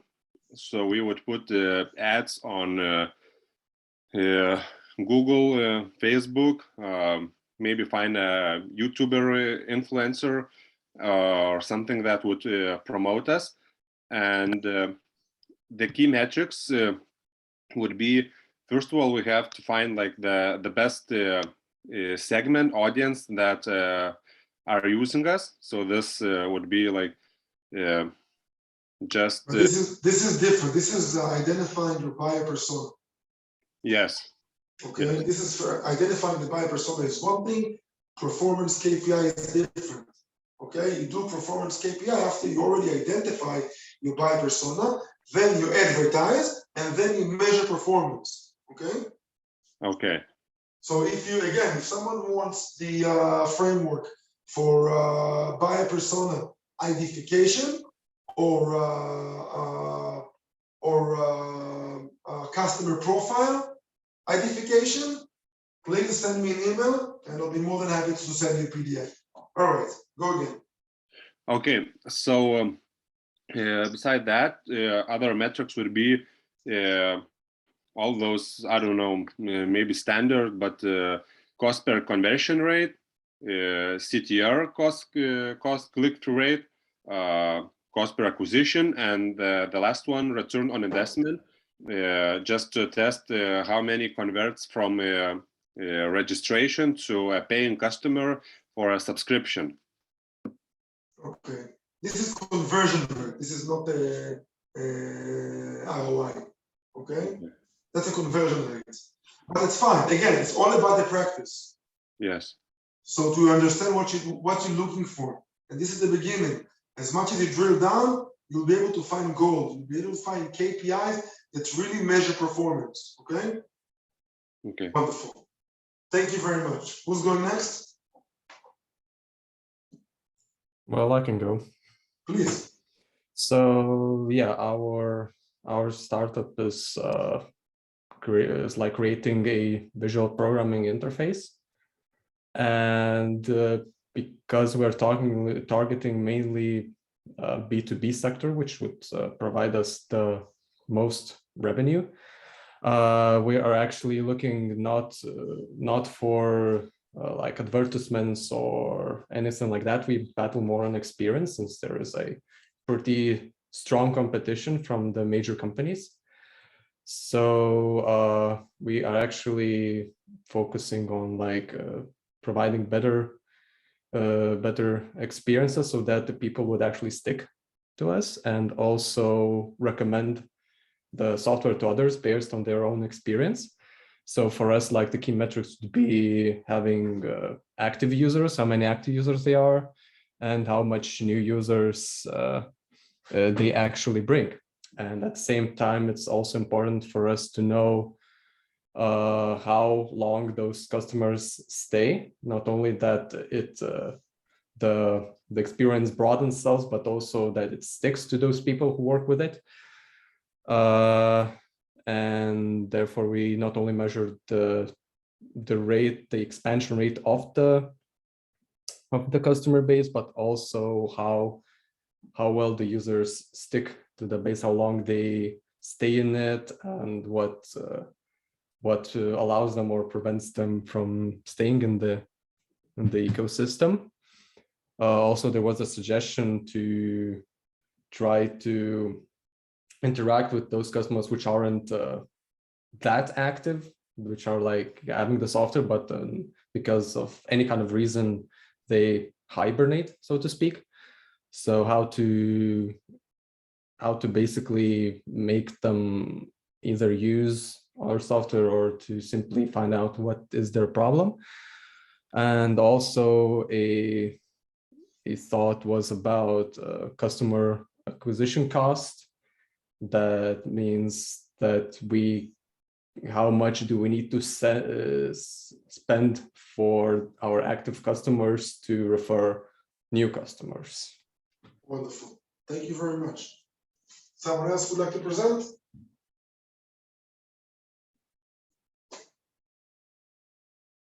Guys, we had 6 rooms.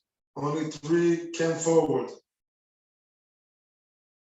Someone else? All right. So at least you got an idea right now of what we're doing and the brainstorming behind choosing the right metrics and employing the right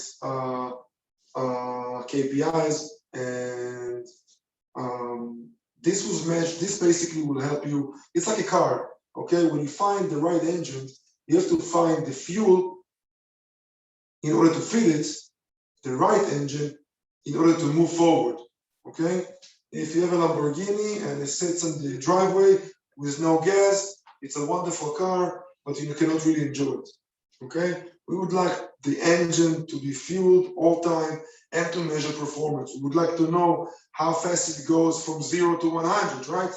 We want to know how the car is act on corners and turns. This indicators that we need, this is progress.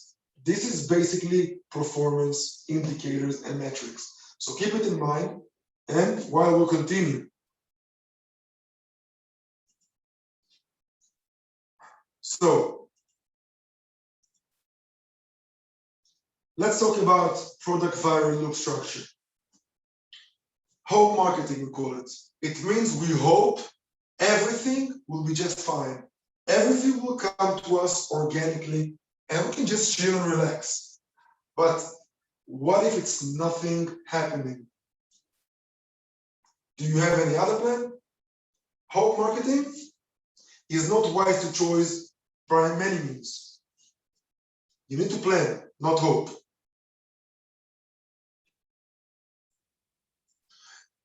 How to create an organic viral loop. So here are 5 recommendations to increase your chance for a viral growth. Make it simple to recommend you. This is probably the best advice for creating a viral loop. If you can make your customers happy by delivering additional value, some of your customers will definitely recommend you. Just make it simple to recommend you. We spoke about earlier about the YouTubers that advertise. That's exactly, it's simple, it's easy. They give you a reference number and you go and you get the free subscription. Surprise your customers by focusing on a positive experience. Creating a customer experience that surprises your customers. This is something money cannot buy. People love it when they get more than expected and they tell others about it and basically providing you with amazing references. Ask for recommendation at the right time. There is no ideal time to ask. Instead, you should integrate it into your sales process from the very beginning. Ask your referrals after you know that your customers are fully satisfied with you, with your products. So you don't go to your product before you use your product and ask for a referral. And you don't ask a referral for someone that just went through an onboarding. Wait a little bit, get the customer in, onboarding, and then when he's satisfied, try to ask for a recommendation. Usually, they're cooperative. Create a different level of recommendation. There are many different levels of engagement. When it comes to personal and online reviews, testimonials is the most extreme. A much simpler option is a star rating or a social network sharing button. MSP or a server is also a great solution. Offer a benefit in exchange. We spoke about Dropbox. They offering the referral and the referee 15 megabytes free. So both enjoying it. So offer benefit in exchange. It could be a discount, an upgrade, a free item, or some other trigger that will encourage customer to provide referrals. But avoid giving money in exchange. Offering a double benefit is also a common solution too. Give benefits to the new customers and to the one that referred them. We spoke about it earlier about the YouTubers and the Dropbox. And you can see it here. Let's make it a little bit bigger.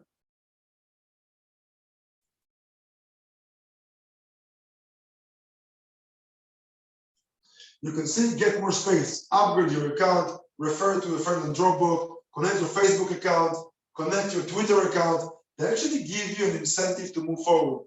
Get up to 32 gigabyte free space by inviting your friends to Dropbox. Okay?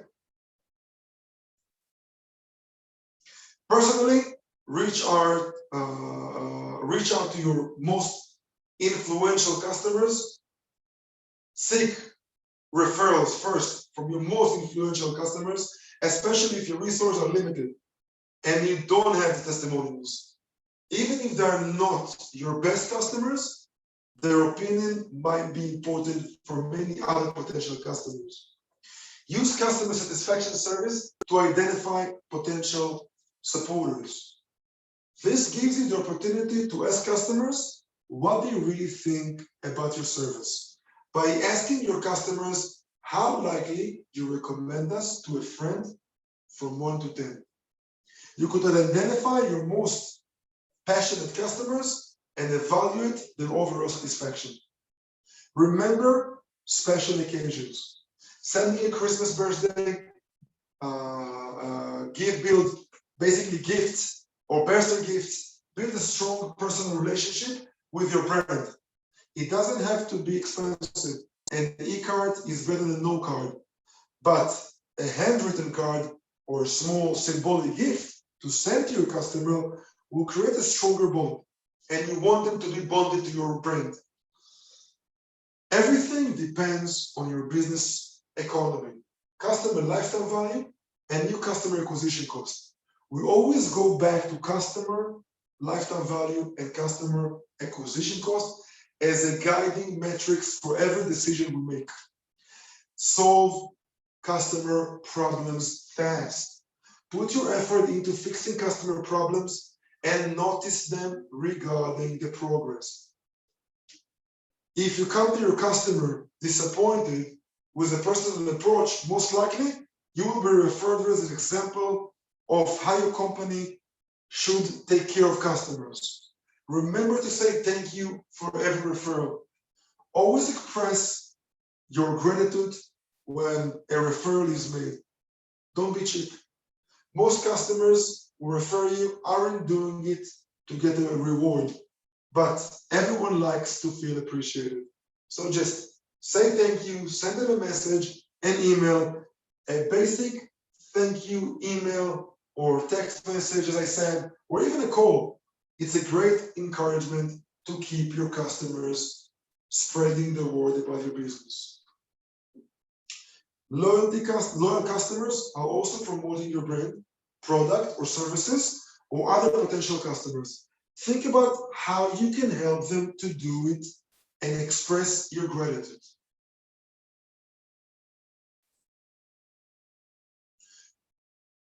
Word of mouth. People love a product that they can't stop talking about. Inherit. Sharing or using the product with friends is the most to get value. Think about Zoom or Google Meet. Collaborative. It's easier to achieve something in collaboration with others. Think about to-do lists or Monday.com. Okay. Communicative. Product automatically communicate a specific message, like get your free email at Gmail. Interactive. Users get extra benefits for referring your product and bringing new users. We have Dropbox, we have Airbnb. Airbnb provide you with an extra bonus if you invite a friend. Embedded. A useful widget with that can be embedded within your website to spread the word about your product, like an invite button. Social. Using a product makes user to look great and easy to share. If you look at the cycle, it should look like that.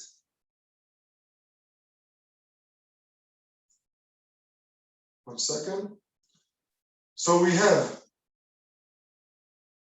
the awareness, acquisition, download, onboarding, activation, engagement, and virality. This is basically how the viral loop looks like.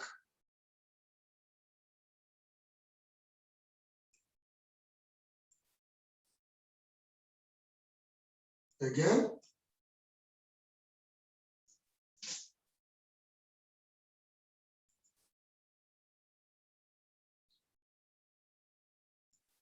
If we look closer, let's build a product viral loop. So we have the new users, basically growth loop, output. Look at the output. It's a creation that can be seen outside the user ecosystem. New users engage with the output and the decision maker to try and buy the product or try the product or download it. Action. The user complete the desired action and the hook model, reward. Keep your user waiting for re-engage with your product. You want to keep them waiting. Investment, anticipation of future rewards. Trigger, a cue that pushes a user to take action.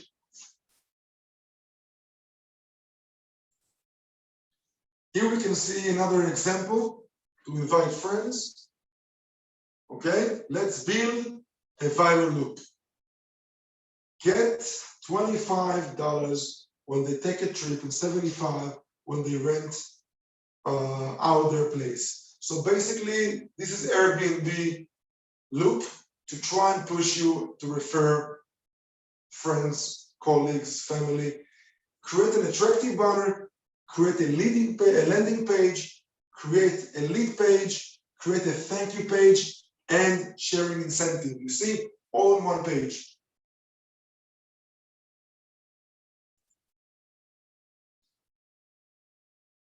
Basically, as we said, tools that can support your growth. You have Referral Hero, you have App Arrival, WooBox, and so on and so on. You can manage all your marketing needs, and they have some free plans, so you don't have to spend money. Increase your changes for recommendation, simple as that.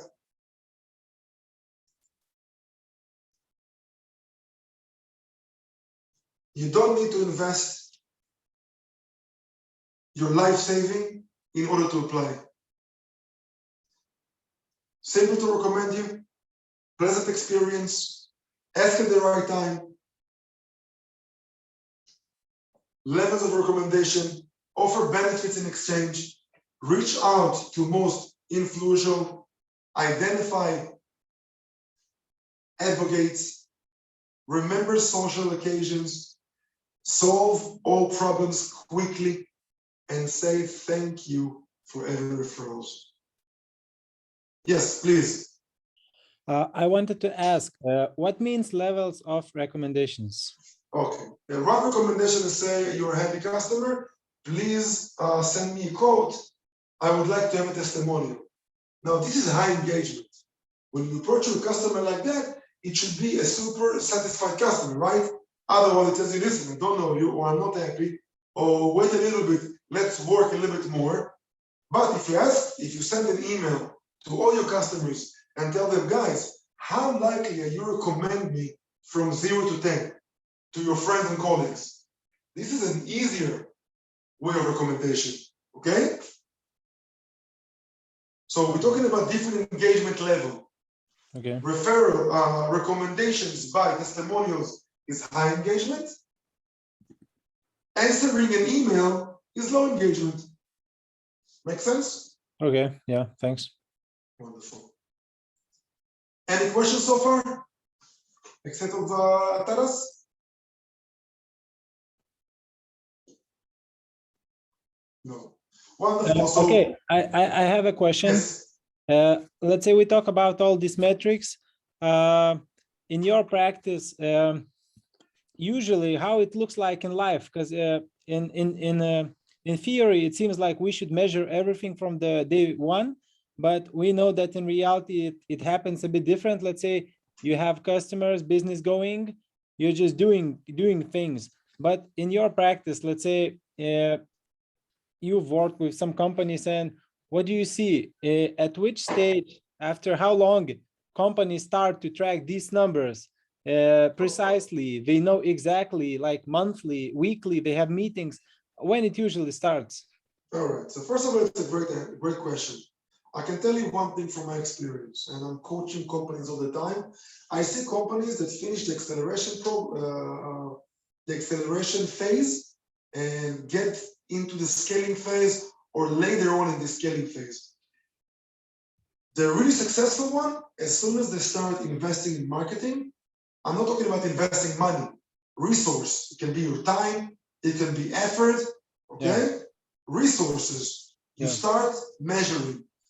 Metrics are super important to understand if you're going on the right direction. Yeah. If you don't have any performance KPIs, you can just chase your own tail and you won't even notice.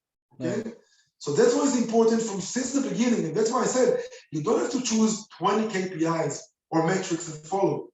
Choose traction metrics related, marketing metrics related, choose your North Star metrics, 5 to 10, no more, okay? 5 to 10, it's not a big deal. Even if you're just a 2 or 3 team startup, you can actually measure 5 to 10 KPIs / metrics, right? Yeah. But the problem is to find the right metrics to follow.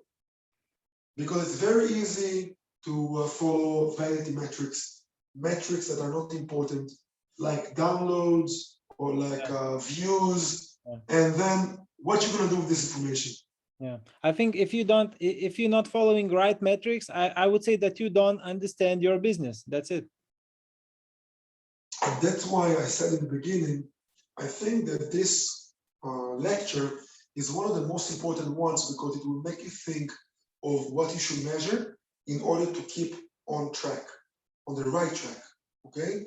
And it's not easy. It's not easy. As I told you, if you want over 60 metrics, send me an email. I'll send you a PDF with tons of metrics that you can actually choose on.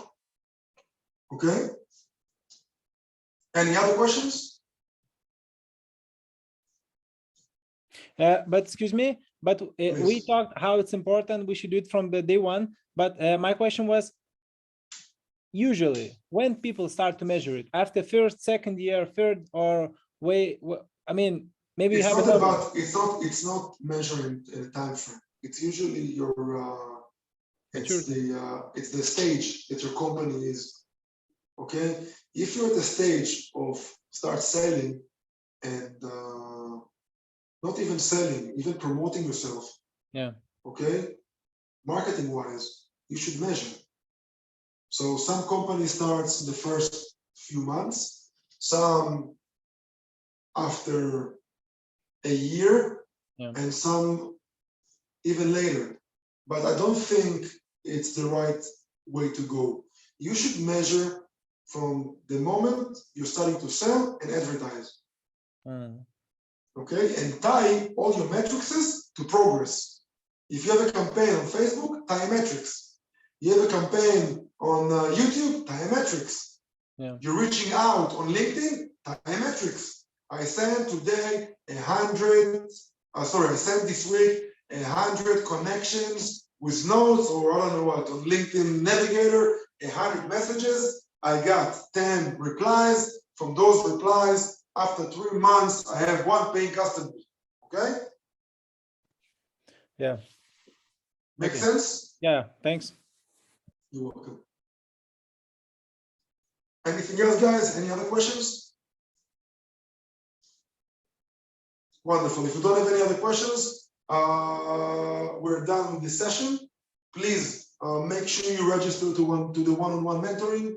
And if you want any work friend, if you have any related question, you have on the chat my LinkedIn, you have my email, reach out. I'm here for you. Even when this accelerator is over, I can tell you that I'm in touch with several entrepreneurs from previous cohorts, Meta and Tech Hub, and right now I'm helping them and coaching them for scaling. Some of them I'm helping them to raise money and coaching the fundraising process. So I'm here for you. Don't be afraid, don't be shy, reach out. Okay, thanks a lot. All right, guys, thank you very much. Thank you. Goodbye. See you in the workshop on Wednesday. Bye. Cheers. Bye, guys.